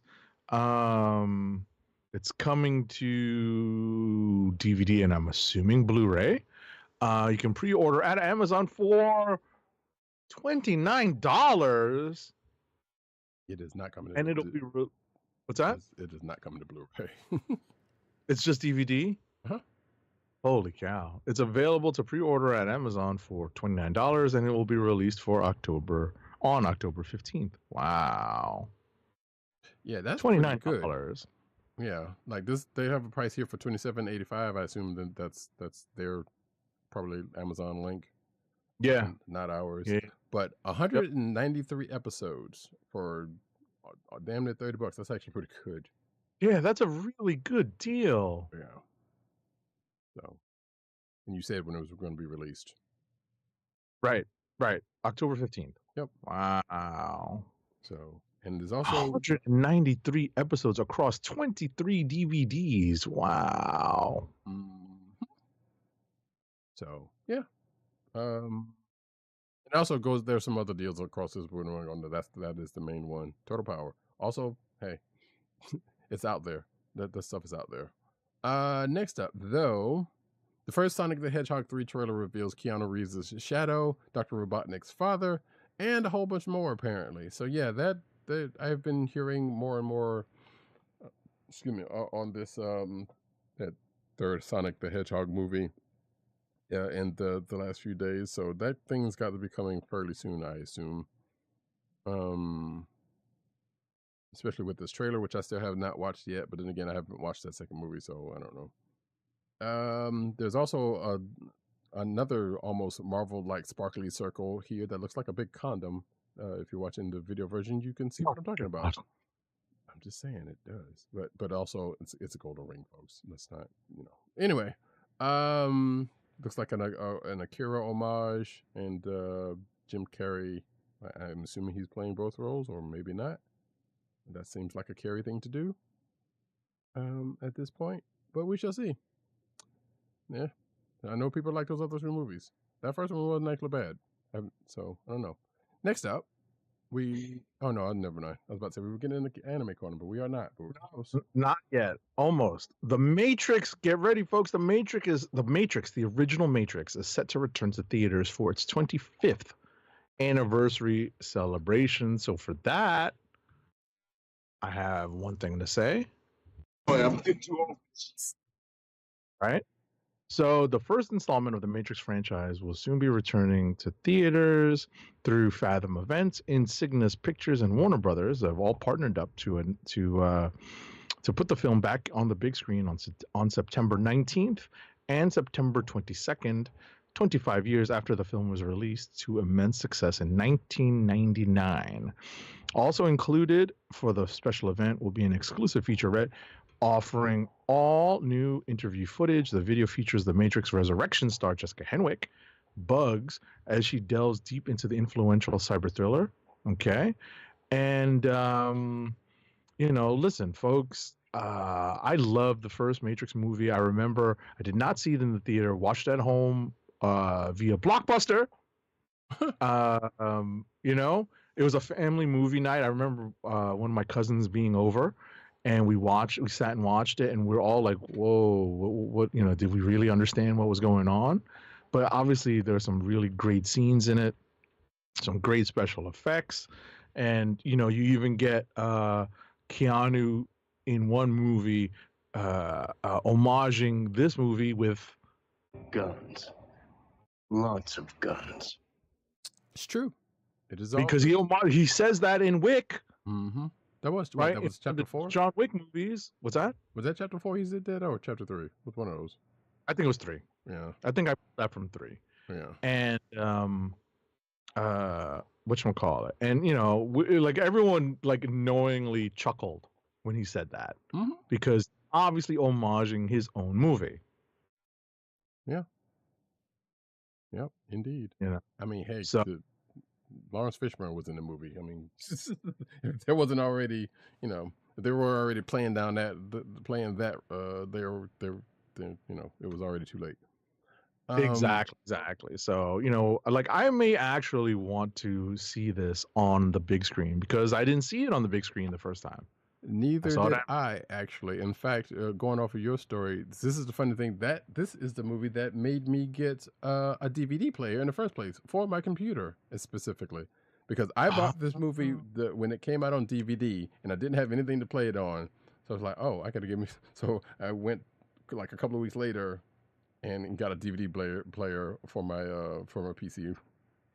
And that's where I saw it. I'm almost certain I watched this on the living room TV. I don't know if it was VHS or DVD. I do not know, given the time frame, it being 99 2000. Right. I honestly do not know. So it was probably likely DVD because in 2000? Yeah, DVD's been around a while now.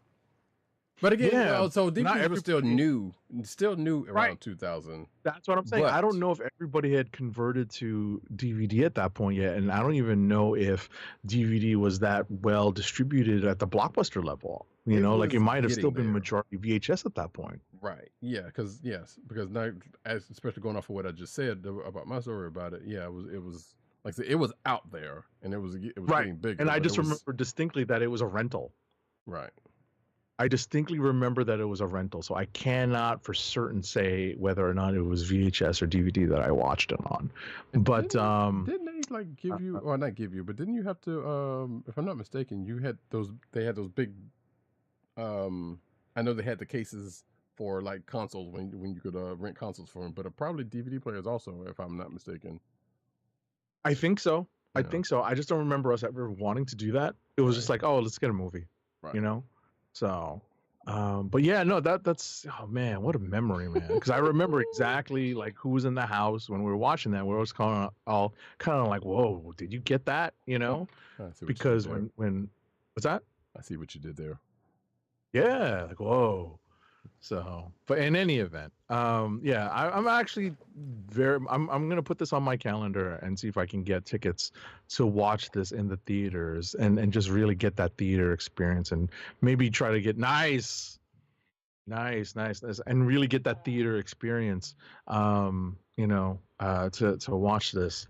Very quickly, I did not realize how much I missed having the Matrix screensaver on a PC until I went on Mac.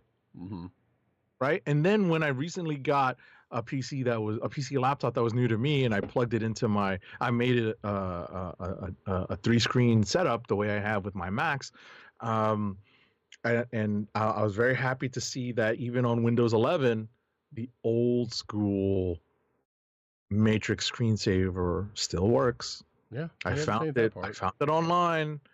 It's still the same old code, and it still works in Windows 11. You see the girl in the red Knock dress. knock, follow the white rabbit. Right, Right. that whole sequence is awesome, and to see it across 3 screens, like a 3-screen setup, so awesome. Right.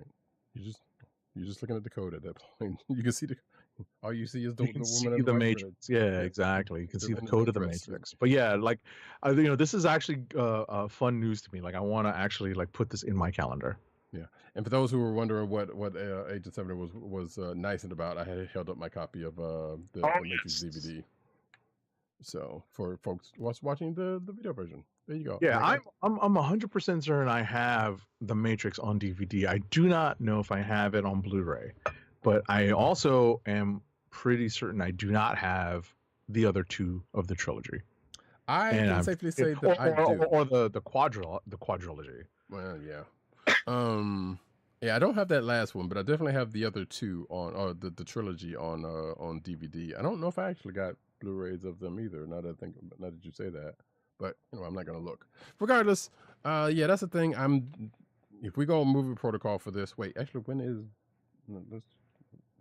Let's look at it. Oh, I don't think so. September 19th and the 22nd. I don't think those are Thursdays, but we're double checking now, folks. Literally jumping to our calendars. The 19th is a Thursday. It's a Thursday. Mm-hmm. Right.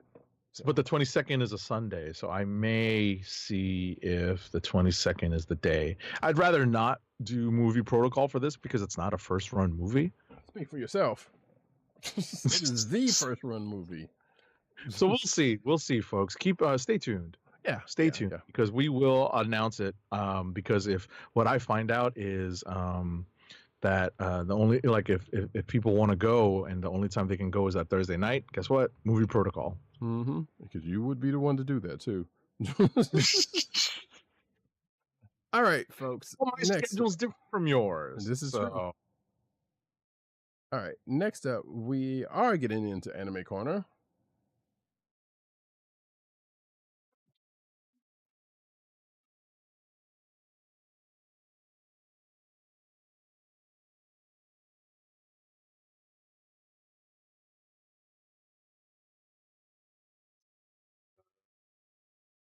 A wave of major anime piracy platforms are finally shutting down. Let's see. The news surfaced overnight as dozens of sites shut down without any warning. I don't. Oh wait, no. I was about to say I don't see any actual names, but none of these names look familiar to me. Anime Sugar, Anime to Anime Wave to 1 through 3. Okay, 1 through 3 anime. That looks familiar to me. That one is absolutely familiar. Scientific purposes, of course, folks. Of course. Academic purposes. Yes. Academic purposes. You know. But see, some of the top. Remember, I started my my anime journey with Funimation, and watching Attack on Titan on Hulu and Netflix. So, I had to go elsewhere for other things. Indeed. It says here that some of the top visitor piracy sites online are now closed. Few is wait, what? That's some bad wording in this article. Basically, a lot of them did not have notices about their closure, but according to this article, it isn't hard to figure out why. Let's see.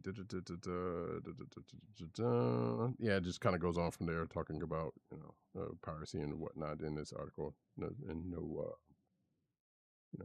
and the growth of anime, which leads us into the next article.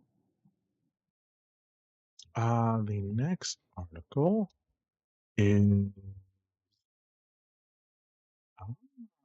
interesting.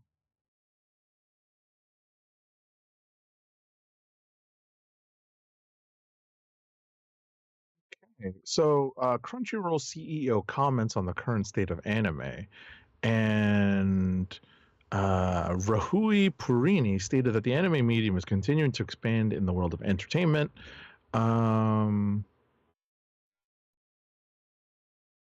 It's not just a Japan or Southeast Asian phenomenon, but a global one. Let's see. So Perini then dove headfirst into anime, remaining an inherent Japanese medium. In that he believes that anime must be inherently Japanese and told from the perspective of Japanese creators. Obviously, we want more. I put in the obviously, that's my editorialization. We want more anime, more diverse stories, and it's important that Japanese creators continue to be involved in them. What Rahul clarified is that this didn't mean that anime could only come from Japan when all was said and done. Stories worthy of being adapted into animation can come from anywhere, including Korean webtoons and games. Crunchyroll is always on the lookout for new trends and signs of hits. For example, we may introduce Indian IP to Japanese creators and suggest that if they turn this IP into an anime and tell a story, it might resonate with audiences in the region. Yeah, there was definitely some need for clarification in some of that, because like, oh really? So how about this stuff that you got on your site that you so properly promote? Right. But yeah, there's still some blah blah in that, but hey, yeah, some of it makes sense. Also, No, I get it. I get it. I mean, as an art form, I think that's really what he's getting at. But in terms of the stories that they tell, I can see where they need that clarification. But as strictly an art form, I kind of get what he's saying. Well, let's hope that is indeed what he's saying. I just threw another story in here really quick, which I can't remember if we talked about, but I don't think so. All right, don't do this. There we go. Transformers announces anime collab with Studio Trigger. So, if you did not know, Transformers is 40 years old. So, at this point, and there will be more news on that in a little bit. But yes, Studio Trigger, according to this article, which is I love how the ones that they bring up, Promare and Kill la Kill, who is about to take a swing at Transformers. The pair, this typo, are teaming up for the Toei brand's 40th anniversary, as Studio Trigger is planning to drop a PV hyping the franchise. I forgot what PV means. So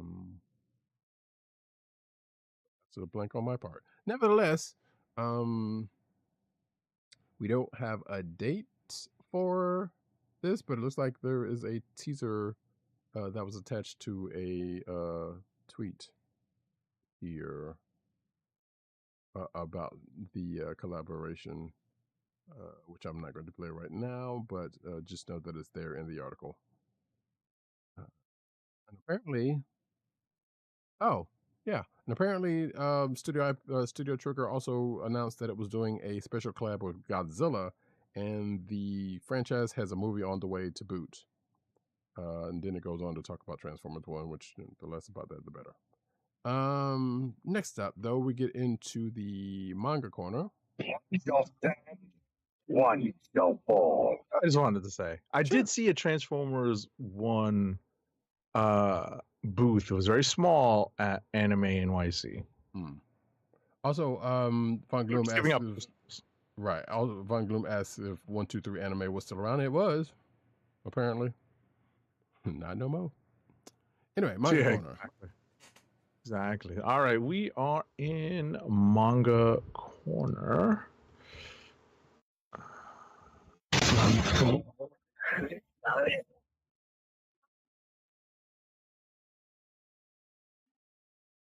I should play this because I didn't realize that the first story is.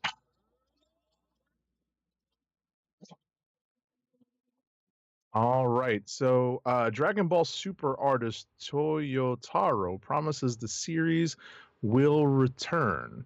So Dragon Ball Super went on hiatus not long after, for obvious reasons. Series creator Akira Toriyama passed away. So fans of the hit manga have been left to wonder when Son Goku would return. Earlier this year, the death of series creator Akira Toriyama flipped the franchise on its head. So, with a new anime on the horizon, all eyes are on Dragon Ball Super. Now, as many are curious if the manga will return, according to artist Toyotaro, the series is still far from done. Recently, the artist behind the series sat down for an interview with V Jump, and it was there Toyotaro touched upon the manga's future. Um, let's see here. He wants fans to keep up with his work moving forward. He plans to keep coming up with lots of exciting battles for fans to enjoy. He hopes that they will continue to follow his work. So let's see here. Dragon Ball Super went on hiatus with Chapter 103. Let's see here. No return date for Dragon Ball Super has been announced, but fans are hopeful Toyotaro will resume work on the series before too long. Dragon Ball Super will return. ... That's Right. all I see. Black Myth Wukong mod brings Dragon Ball Z connections full circle, and lets you play as Goku. So I know there are plenty of people that's been out there playing that Black Myth Wukong game. I am not one of them, but I've seen it a lot on Twitch because it's the new hotness, all along with that Star Wars Outlaws game that just came out. But yeah, you can play as Goku, and it looks like the not Jump Festa. What was that game? Jump Force version of Goku. But also, it's, I think, if I'm not mistaken, that game is in Unreal 5, so that's probably the other reason why it looks like, and both games were. So yeah, so they probably just lifted it from that and did this.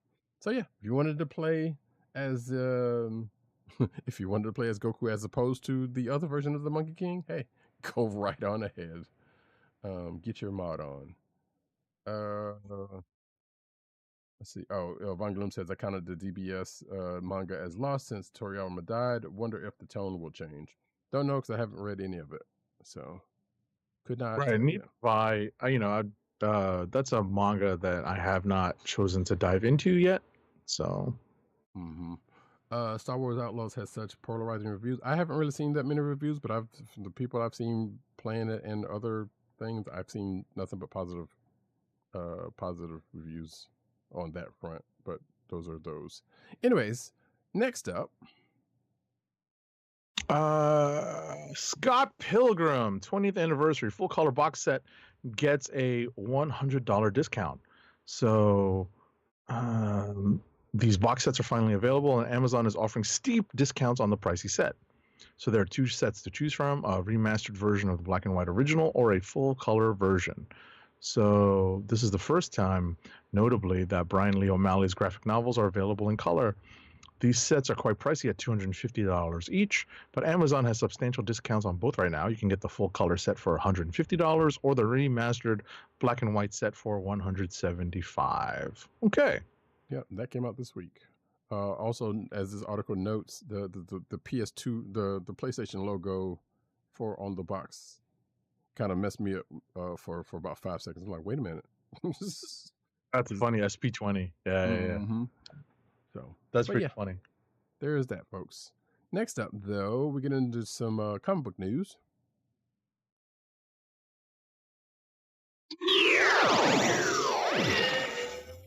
We might have talked about this or something along with it. Well, definitely something adjacent to this. But Dark Horse Comics is reissuing new full color hardcover editions of ElfQuest, the original quest next year. These new editions will total 4 volumes, showcasing the entirety of the original quest. It is in quotes. I'm not doing that. That is this article doing that. In discussion with the new edition, the Pennies, who are the creators of ElfQuest, said, "We envy everyone who is discovering or rediscovering ElfQuest in this gorgeous new full-color Dark Horse incarnation for the first time. ElfQuest is classic yet refreshingly surprising in the way that it tosses traditional fantasy cliches out on their pointed ears. It continues to have a quote from them, but I will leave that to that. So yeah, you're seeing the covers, or at least one of the covers. Oh no, those are all of them. There's the second volume. So yeah, it's just the covers for the first two volumes. Cool stuff. I feel like I remember seeing ElfQuest in the comic book shops back in the day, but never read them.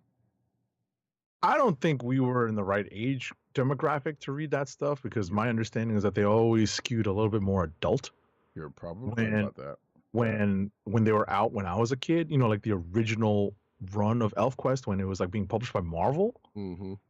So it was definitely not something that I was, aware. I mean, I was aware of it because I saw ads for it inside the books. Right. But I think we were, and Ridercat's just a little bit older than I am, but I still think at the time we were still a little too young for being the target demographic of ElfQuest. Probably. ElfQuest, the original Quest Volume 1 arrives on February 25th, 2025, and Volume 2 on May 20th, 2025. They are available for pre-order from Dark Horse Comics as we speak. Next up. Marvel announces an all-new Venom featuring a mystery host. So a new Venom series is spinning out of the father-son battle between Eddie and Dylan Brock in Venom War. The event by current Venom architect Al Ewing has Eddie Brock and Dylan Brock on opposing sides, each believing the other is the cause of a hellish future yet to come. So ironically, neither character is in possession of the Clintar, with the Venom symbiote instead reuniting with Spider-Man in Venom War's opening issue. Really? However, it appears the web-slinger won't be keeping the symbiote, as Marvel has officially revealed an all-new Venom. So this is going to be by writer Al Ewing and artist Carlos Gomez. Okay. So it's going to be a mystery character underneath the suit. The person's identity is being kept a secret. We are given 4 suspects that Marvel fans will be familiar with: Rick Jones, Madam Mask, Robbie Robertson, and Luke Cage. And it's probably going to end up being the Hood. No, it can't be. Oh, because of Ghost Rider? Because of what happens in the Ghost Rider book. And I was making a joke anyway. Yeah. That's funny. I was going to say, there's so much Venom that came out this week, but it was only like 2 or 3 books. It just looks like a lot because there's a lot of damn covers for them. Right. Still too much. Actually, what? No, but either way, it doesn't matter. That's a lot. I'm sure we'll find out at some point who the hell this new host is. Also, yeah, Rick Jones is still around. Go figure. Mm-hmm. Milestones, the Shadow Cabinet team returns in new miniseries. Hold on. Yeah. Just real quick. I was surprised that it was Robbie Robertson and not his son. That is a point. Honestly, because when I heard Robertson, I was like, oh, they're going to give it to... Now, what is his son's name? It totally escaped me. Randy. Mm-hmm. Right? Wouldn't that be something if they gave it to Randy? Because of what's going on in the Zeb Wells run right now with Randy and with Janice Lincoln? I feel like that would make slightly more sense than Robbie. Right. Although I understand why they might give it to Robbie because of, like how gang war affected, like I see what Al Ewing is saying in this article. But anyway, I'm sorry to interrupt. Go ahead. Let's go. Yeah. I was actually, I'm glad you brought that up. So yeah, it's a 4-issue miniseries that brings the Milestone universe together for a major event. Let's see. The miniseries is written by Joseph P. Illich, which would explain why he's been out there all about it for the past week or so, which he would have been anyway. That's not saying just because of this, but who began his career at Milestone, and the art is by Darryl Banks and Odegon Ilhan. The 40-page, I apologize for butchering the name. The 40-page first issue will be released on November 20th, 2024, with cover by Milestone's co-founder Dennis Cowan and variants by Nicholas Draper Ivy. You may remember him from those Static miniseries, which were pretty good, and Sean Murphy, who you also may remember from Batman White Knight series, which is also pretty good. Personally. So, let's see. The Shadow Cabinet was an original Milestone superhero team that was incorporated into the DC universe in 2008. Milestone Universe, the Shadow Cabinet kicks off with Rocket at the helm of the Milestone Universe. With the new supervillain team presenting a serious threat to the Earth, the Shadow Cabinet reach out to her to recruit her, but first they have to earn her trust. And it just reminds me of the last Milestone related stuff that I did not finish reading, which was Icon and Rocket, Icon and versus Hardware, in which Rocket was front and center for it. So I'm wondering if this is coming off of that as well. I guess we may or may not find out. So I'm so confused. what's All right. The reason why I'm confused, right? You will effing cheer. Let's just say you will fucking cheer. Yeah. Tom King and Ryan Sook promised their new WWE-inspired fight comic will give Black Canary her due in the DC universe. So this is an interview over at Newsarama with writer Tom King and artist Ryan Sook as they dig into their new comic, Black Canary. Best of the best. You're the best around. Yeah, that's very, very, very much Karate Kid. But anyway, so Black Canary, at least in this writer's eyes, is canonically the second best fighter in the DC universe, and she's about to challenge the very best, Lady Shiva, to a one-on-one brawl to win it all, to claim the mantle of the number one hand-to-hand combatant in the DC universe. Batman would like to have a say in this. He ain't got no say in this. What's that? He ain't got no say in this. It's one of those things, right? What's that? Canary whip his ass. Well, you know, it all depends on who's writing, right? So let's see here. The story takes Black Canary and Lady Shiva and traps them in King's words, the four corners of a ring. Yeah. So this reminds me of, so we didn't exactly talk about this last week, but it was related to something we did talk about last week that this got mentioned in. And I'm looking forward to this because I like Black Canary, and I've also been liking Birds of Prey series. So I'm looking forward to this. But it also kind of reminds me of, I cannot remember the name of the Justice League cartoon where was it Ladies Night? I can't remember what it was. It was like Canary and like a couple other heroes ended up in a cage match all together. There was probably a couple of them like it was like that, but yeah, that's kind of what this reminds me of. So, or puts me in mind of at the very least. So, but yeah, that's coming at some point. I don't know if we got a date.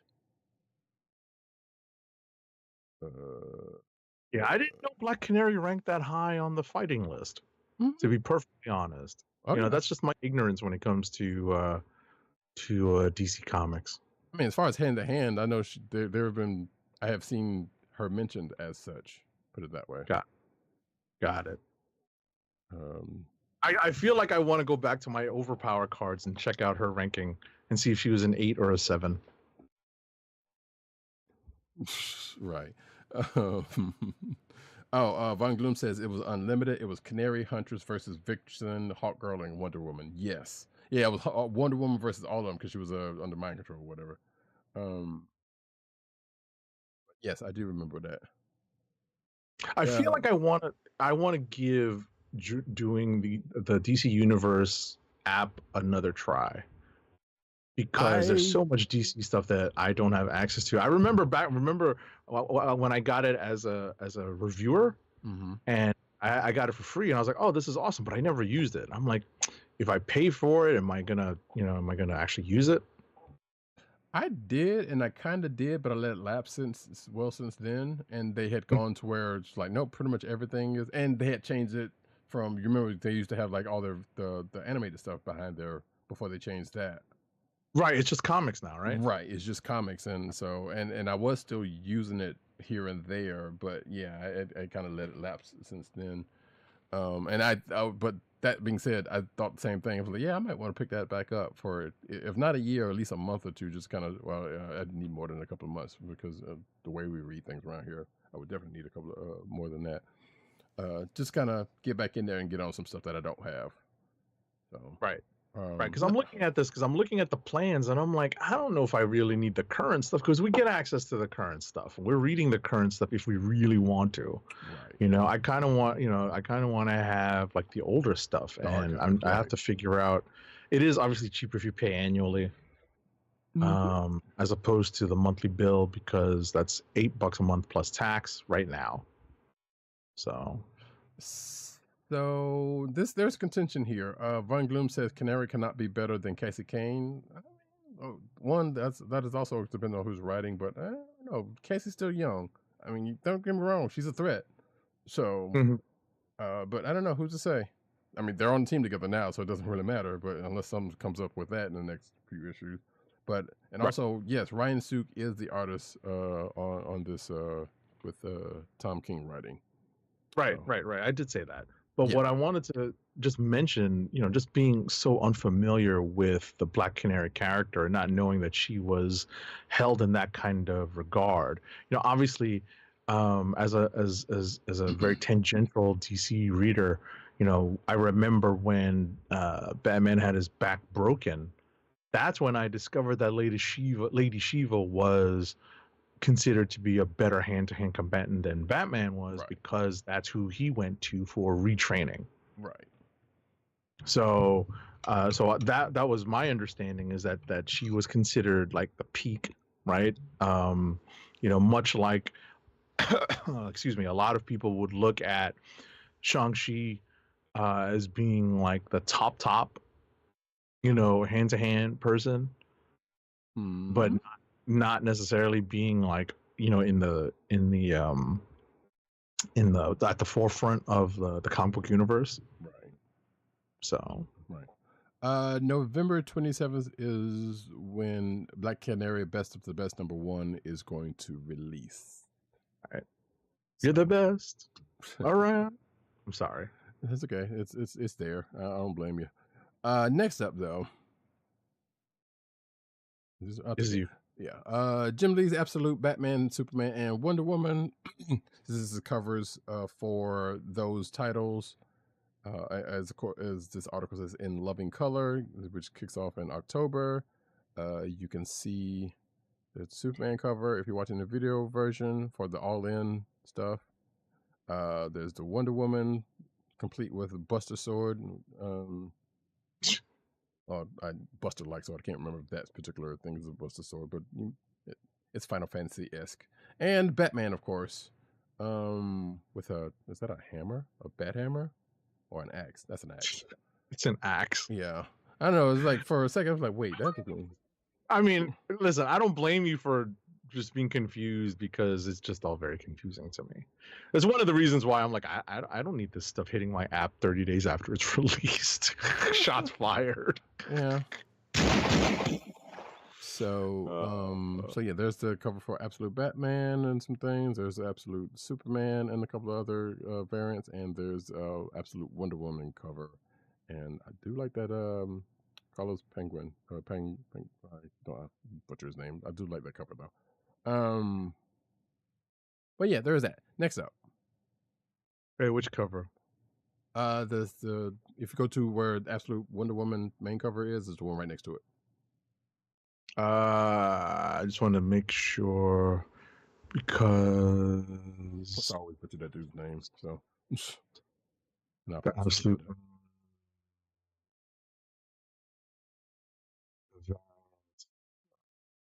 Okay. Yeah, I'm looking for the artist name. Are you talking about? Oh Carlo wait, no, I'm sorry. Pagliano?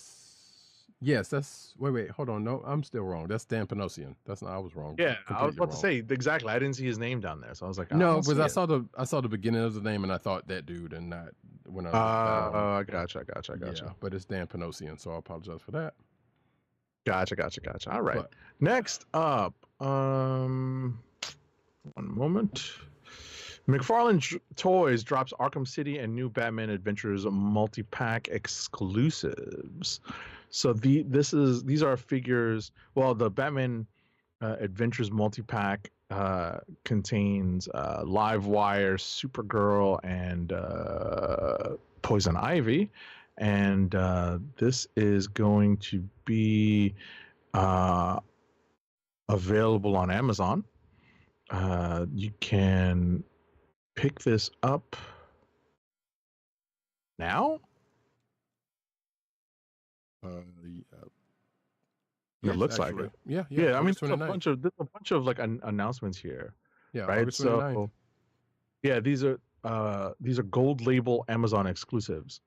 So there's also Batman and Solomon Grundy gold label set, which has Solomon Grundy glowing basically. Yup. And you can also get Nightwing versus Talon and Owl Batman, the Court of Owls 3-pack. So it's like a red Nightwing. Okay. Yes. Cool. Next up. $60. Oh, I'm sorry. You can get the Joker Dragon. Okay. So this is from like the Dark Universe multiverse stuff. And that's $30. Yeah. So I was about to say there was a missed opportunity on that 3-pack, but I guess I get it, because I was about to say that could have been a well, no, because I was about to say that was Poison Ivy and Harley, and there was no third person. So never mind. Keep on. Next up, though, DC celebrates Batman's anniversary with new Pop Mart figures. So the DC Batman Revolving figurine premiered at San Diego Comic-Con and portrays the Dark Knight ready to strike as he watches over Gotham City. The Batman figurine is magnetically detachable from its base, is 47 centimeters tall and is made of resin. It retails for $239.90. $240, folks, and will be available for purchase online and in stores. From Friday, August 30th, which is basically today. As we have just turned the over to past midnight. Blind Box series of Batman figures featuring his different outfits from various shows, movies, and comics will also be available, retailing for $21.99 each or $131.94 for the full collection.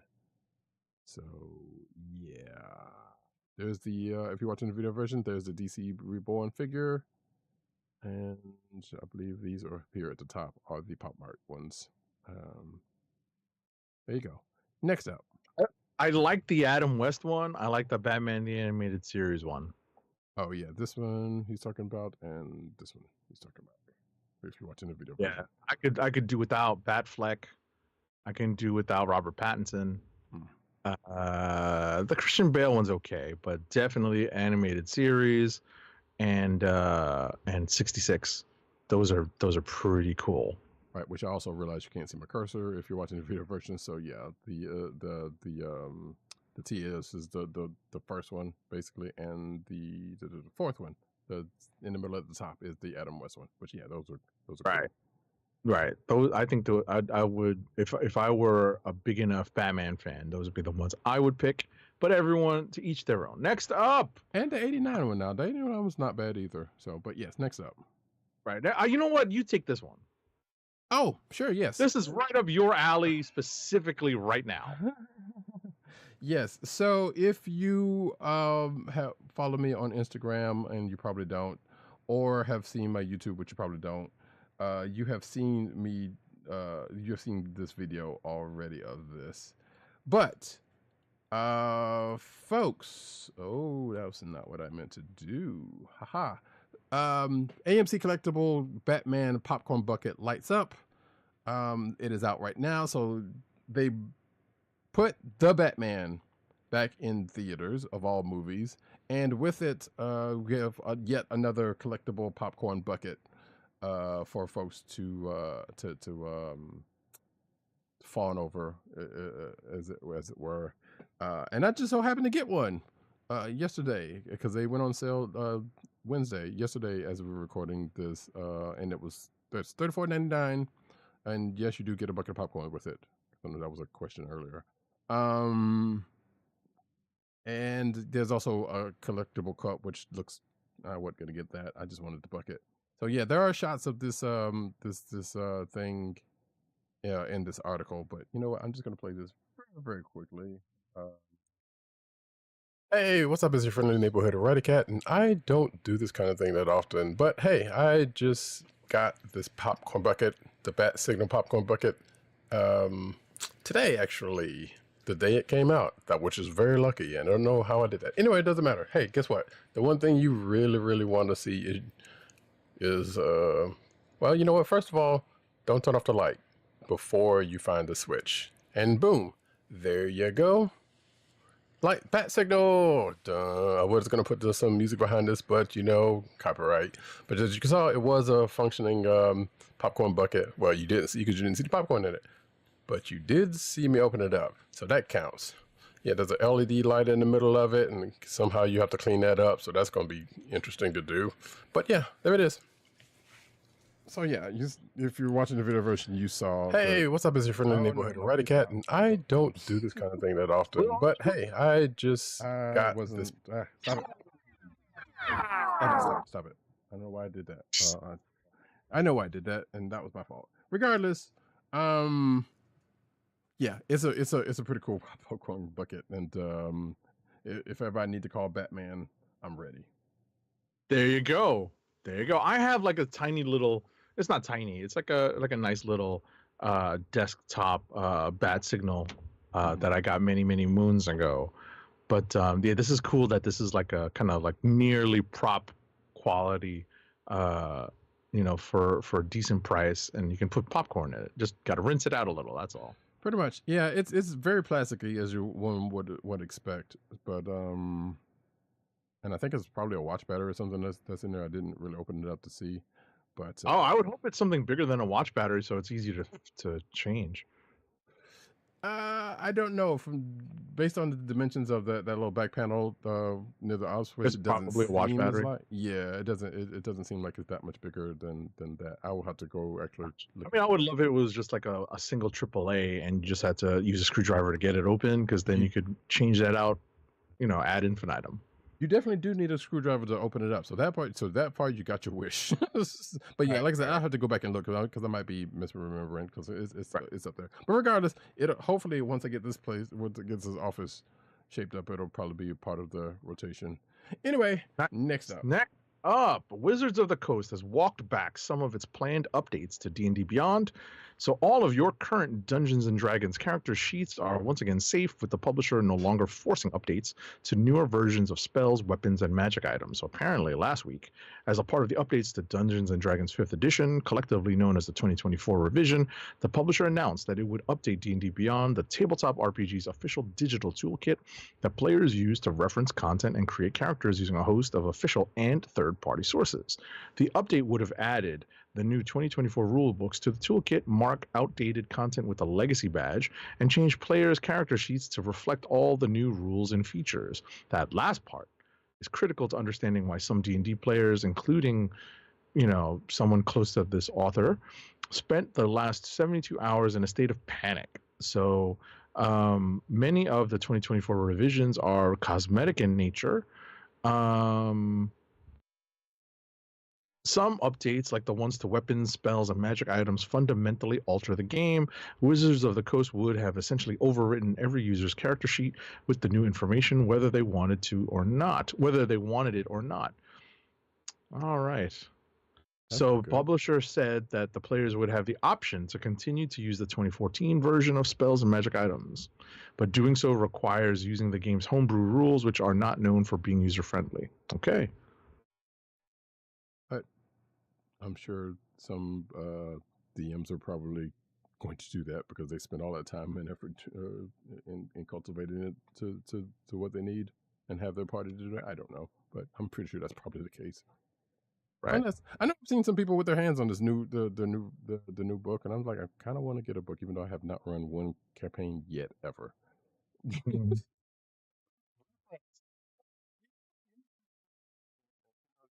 A campaign might break out and you might be invited to one. Probably never. Next up, though, Prime Gaming is giving away 2 Lord of the Rings games to celebrate that's a typo. Rings of Power Season 2. So, Shadow of Mordor, which is actually, if it's the game I remember, yes it is. It's a good game. If you have Prime Gaming, then yeah, you get that for free. That's pretty good. And also Shadow of War, which I believe is the sequel to that. Yeah, so those are great games. Or at least let me phrase that. Shadow of Mordor is a great game. I don't think I ever played Shadow of War. I may have bought it though. And Lego Lord of the Rings is also getting away for free. But you know, for like anybody who hadn't collected all of those at this point, why don't you already have it? I don't know. So yeah, next up. Okay, so Transformers introduces new Synergenex series collection featuring Godzilla, Monster Hunter, and more. So Roddy Cat will be able to tell you firsthand that Hasbro and Takara has had its fair share of crossovers in the recent past. So via TFW 2005, the new Synergenex series by Takara Tomy combines the official Transformers brand with several other franchises, well, multiple other franchises, most of which also involve giant robots or similar creatures. Let's see. So the newest Transformers collaborations involve Diaclone, Godzilla, Macross, and more. Okay. Yeah. So this was showcased in a new promotional video. Yes. Zoids is also in there. I think you might have said that, but also believe there's a Spider-Man. I did not. I wanted to say that Zoids, which I always thought was part of Transformers, but has never been, is probably going to tie in. Is definitely going to tie in. I can see that. I can believe me. I think I was under the same impression when I was younger. So I can't say I'm surprised. I mean, about that. Anyway, so I'm floating through the pictures as we speak. There's Optimus Prime type MFS3 Kiryu, which I'm trying to remember who he looks like, and that's less Prime-like and not Ultra Magnus. There's Megatron type Godzilla, which we have Beast Wars. So, but here you go. There's that. There was also a Spider-Man one actually. There was a Spider-Man Transformers one in the video because I watched the video before catching this article, which I noticeably is not in here. But there's also going to be collaborations with Monster Hunter and something else. I can't remember what it is at this point. But regardless, collaborations all the way around for everybody in Transformers. Oh, Patlabor, that's what, or Patlabor, depending on how you pronounce it, because there is always someone who's going to be saying it the different way. That's it. So next up. But it was kind of cool to see this, but it was like, now I just need to see a little bit more on these figures. But anyway, next up. Oh wait, that's me. Speaking of Transformers, Hasbro unveils Transformers 40th anniversary selection Leo Convoy. So that is basically the Optimus Prime, but a lion, from the Japanese joint. So let's see.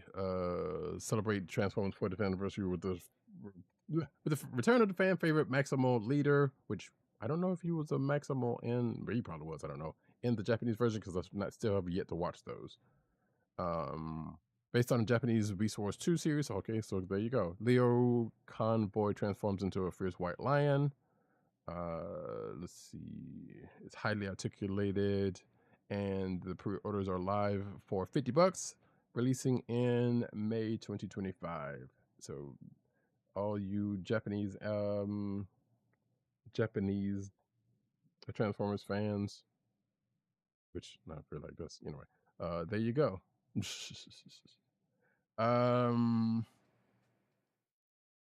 Where's the Megazord Transformers since Hasbro owns both franchises? You know what? There's probably one coming. There's probably one coming. There's probably going to be a Voltron one too. Wouldn't be surprised by that. Should they have used the Beast Wars Megatron the inspiration for? Yeah, so that's exactly where I was going with that. And also, Von Gloom says that Leo Convoy was in the Japanese series. That much I do remember. I just never actually watched them. I kind of skimmed what the set that I have. But anyway, next up. The retro Barbie flip phone arrives in October, just 15 months after the movie. This is editorializing on the part of Engadget. So its eye-searing pink accessories include a beaded phone strap, stick-on charms, and retro Barbie stickers. So this is like the anti-smartphone. Some people like that stuff. It has a 5-megapixel camera with a flash that delivers authentic Y2K style images. Because Oh, yeah. I remember having a phone not like this, but that had similar characteristics. But it does charge with a pink USB-C charger, so I'm sure it probably holds a charge better than our old versions of these phones did. The Barbie phone will be available on October 1st for $129. It will ship unlocked and ready to activate on AT&T, T-Mobile, and Verizon networks. You can pre-order it from HMD's website. That's the manufacturer, beginning on September 23rd. So basically, So it's unlocked. soon. Right. What's that? So basically, it's unlocked. Right. So the funny part, slightly funny part about this is I just bought my mom a new phone, new flip phone. Yes, they do still make them. They do. Yeah. Yes, they do. So the one that she has kind of looks like this, except not pink, but also has a screen on the back. So I wasn't gonna get her this, but still, it's just funny that this kind of came along. She'd have been like, "What the hell are you doing, boy?" Anyway, next up, I saw some hubbub about this online. Hasbro Marvel Unlimited 2024 Marvel Legends Series Retro Knight Spider figure. So yeah. Apparently, so this is the kit that you get if you sign up to Marvel Unlimited Plus. What the hell is Marvel Unlimited Plus? So it's basically Marvel Unlimited, but you get like the add-ons. Yeah, you get like some little other tchotchkes like pins and a pin and a figure every year, whatnot. So, but this kit comes with a Spider Knight figure, which is, I guess, is one of those 6-inch joints. Or Night Spider, right? Night Spider. So yeah, it's a Marvel Legends. Yeah, Night Spider. Excuse me. Right. So I guess it's a Moon Knight Spider-Man. Right. Hovering Scotty Young pin, Wolverine Revenge #1 variant cover by Alessandro Capuccio. Wolverine meme homage Annie Wu lithograph and a Snicks patch. So yeah, you all that's for yours, and I can't remember how much that Marvel Unlimited is. Probably like 100 and some odd at this point a year, as opposed to the 99 or 79 for the regular. I don't remember at this point, which reminds me, I probably need to. I'm just like, re-up. whenever my Marvel Unlimited re-ups, that's when I'm going to rediscover how much it costs. Yeah, and I think that's soon for me. So I'm sure that'll come up.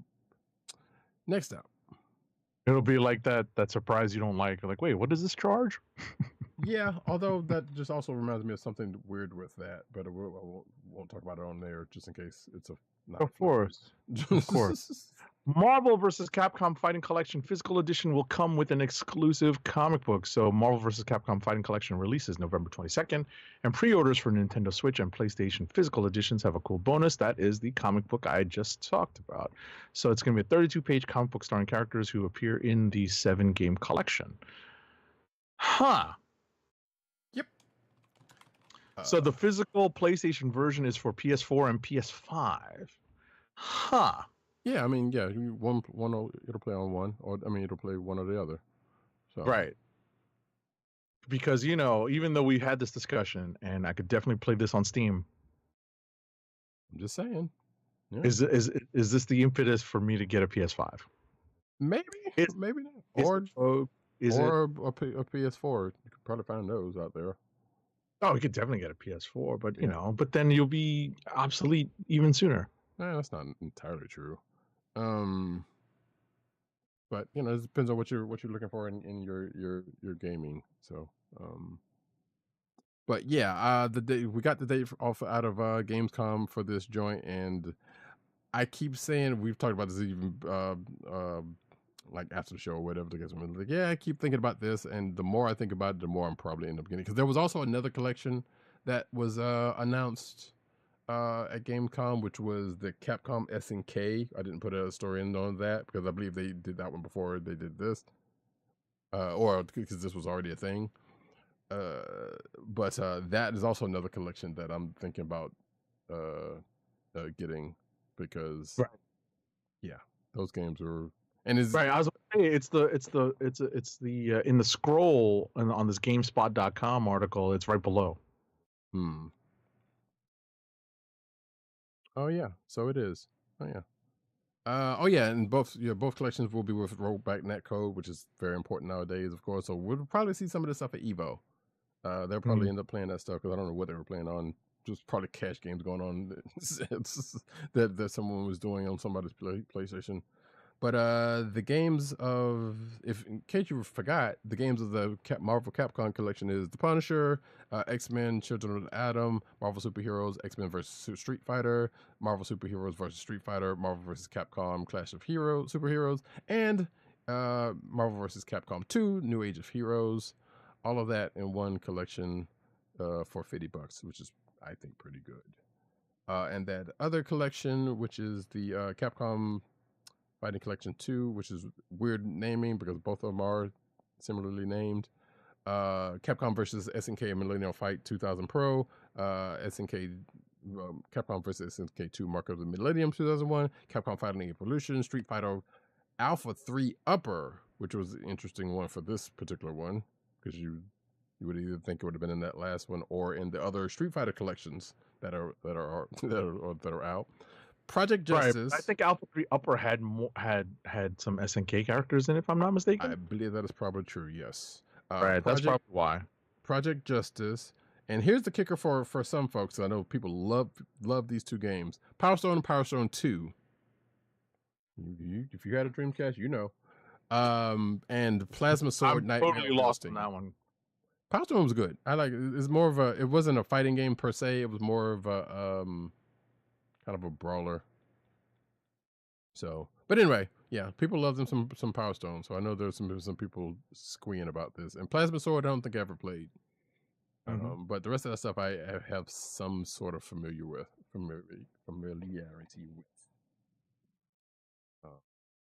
Also, I believe this is $50 as well, if I'm not mistaken. That's probably true. I don't see a thing.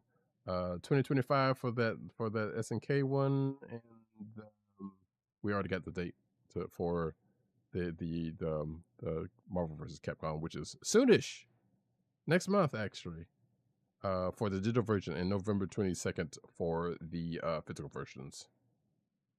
So I'm pretty sure I'm going to go ahead and get the digital version.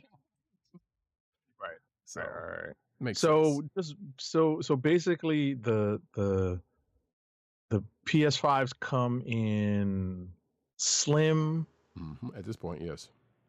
Right, slim and then digital only, so that Yes. you don't have the opportunity to put a disc in. Correct. Okay. So choose Gotcha. wisely. Right. So it's $50 more to get something that has a disc drive. Got it. Just so that I know, so I don't walk home with my PS5 as an impulse purchase and be like, mother blankety blank. Yeah, look at the SKU and definitely look at the SKU in the box very carefully before you purchase. Yeah. Next up, though, I was about to say, would they look at you funny if you're like, hey, I don't want the digital version, I want the disc version? Depending on who's at the register, maybe not. I don't know. Who knows? And where you get it from. Yeah, I'm a little close. See, you can hear me now getting a little closer to just making this an impulse purchase. Be like, I heard it. I already heard it. because they're available. Yes. That's the thing. It's the readily available part, as opposed to being like, oh, I can't get a PS5 anywhere. I got to pre-order and stupidity. So anyway, next up. Oh.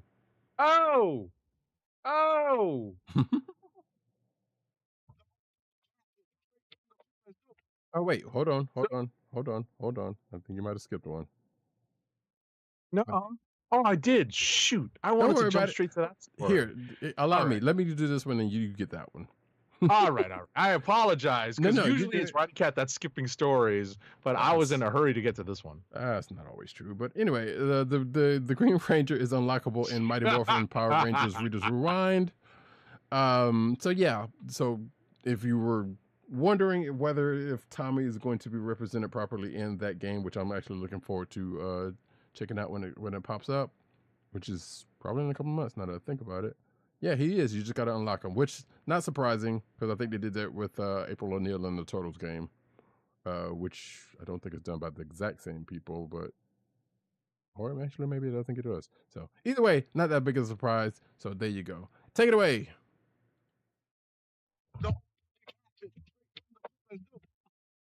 Pharmaceutical executive scumbag Martin Shkreli must turn over his copies of the Wu-Tang Clan's Once Upon a Time in Shaolin album to comply with a preliminary injunction issued Friday morning by federal judge Pamela Chen in an ongoing lawsuit. The NFT collective that currently owns Shaolin claims in its lawsuit that Shkreli improperly retained copies of data and files from the album and plans to release them. Among other complaints, the group Pleaser DAO alleges that this violated a court order to forfeit it to the U.S. government in the aftermath of the 2017 securities fraud trial that puts Shkreli in jail until 2022. Yeah, he played fast and loose with the Wu-Tang's purchase conditions that restricted him from commercially benefiting from the album until 2103, once listing it on eBay. Okay. I do love Agent 70's tutorializing because that's exactly how I feel. Just call him a scumbag. Oh, so you might be asking yourself, what does this have to do with comics? Absolutely not a goddamn thing, but it was glorious to see, and I had to put it in here. So there is that, and also some people probably forgot about this, but we didn't. Last but not least, let's see. So we might have talked about this previously, but we're bringing it up here because because Agent 70 reminded me of this right before the show. Former Marvel editor-in-chief Joe Quesada launches his own comics imprint. It is called Amazing Comics. I believe this came out around San Diego Comic-Con, which either we missed it or we did hit it at the time, and because there was a whole lot of other stuff, you know.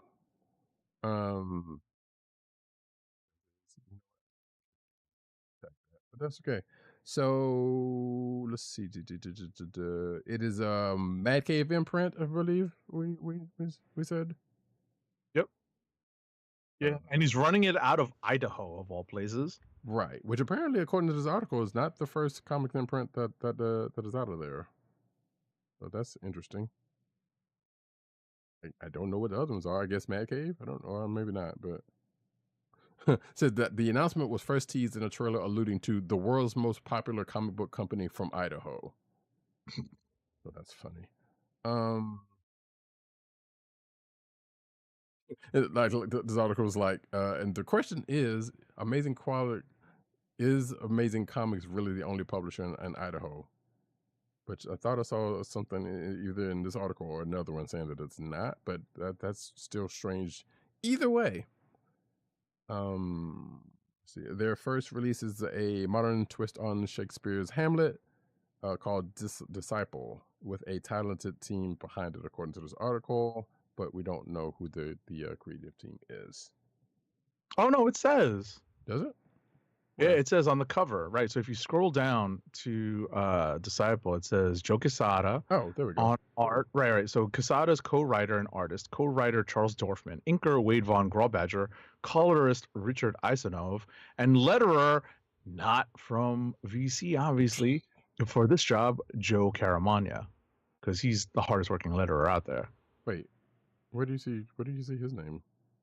It's not on the cover, but it's in the paragraph that's above it. Okay. I didn't scroll down enough. Oh yeah, there it is. You're right. I did not scroll down enough to see the cover that was in here. So there you go, folks. Creative team ahoy. And that, folks, is the news. What more ad read? Our last ad read of the night. You know, it's late. We've been at this for a while. Keep our podcast free by shopping at Amazon. Visit cspn.us, then click the Keep Our Podcast Free link at the top of the page. From there, scroll down and click on the Amazon link to shop. Purchase items from Amazon as you normally would, whether it's books, music, electronics, jewelry, apparel, or Marvel Legends. For every purchase made on Amazon through our link, Amazon sends the CSPN a payment that helps us keep the Comic Book Chronicles podcast free for our listeners at no extra cost to you. Amazon.com through cspn.us. Do it today. I actually wanted to get a quickie toy corner in. Very quick. Yes. So I did leave out a couple things that I got last week because we were running along, and we're still running along this week, but I just wanted to just touch on them very, very quickly.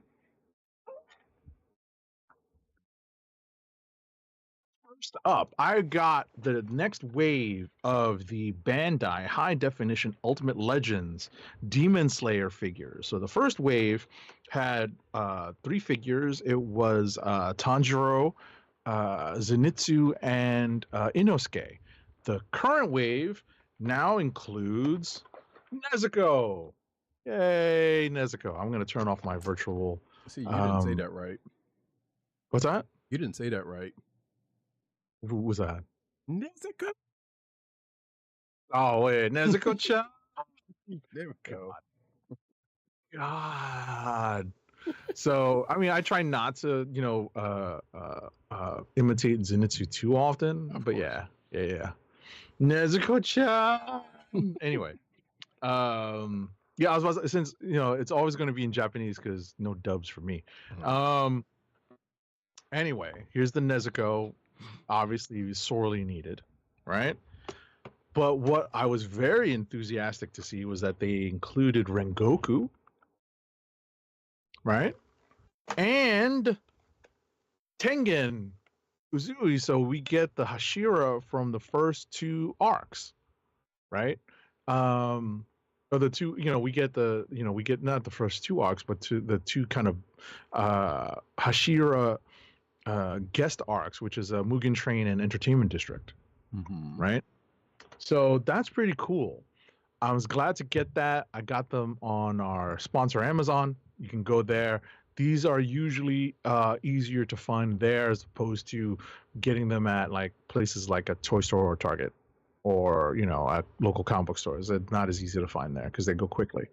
Last though for me is something I wanted to highlight because our good friend of the show at Matt Wang 97 picked up not just that the Goku and Gohan and the Kinto-un whatchamacallit, oh goodness, what's that expensive figure line called? I should be able to oh, it's Tamashii Nations. Tamashii Nations. I was right? Say which one, but okay. Yeah, no, but Tamashii Nations, like that's that does the anime figures, right? Mm-hmm. So in addition to picking that up, he treated me to a T-shirt. He told me he got it. And when I saw it, this is what I saw.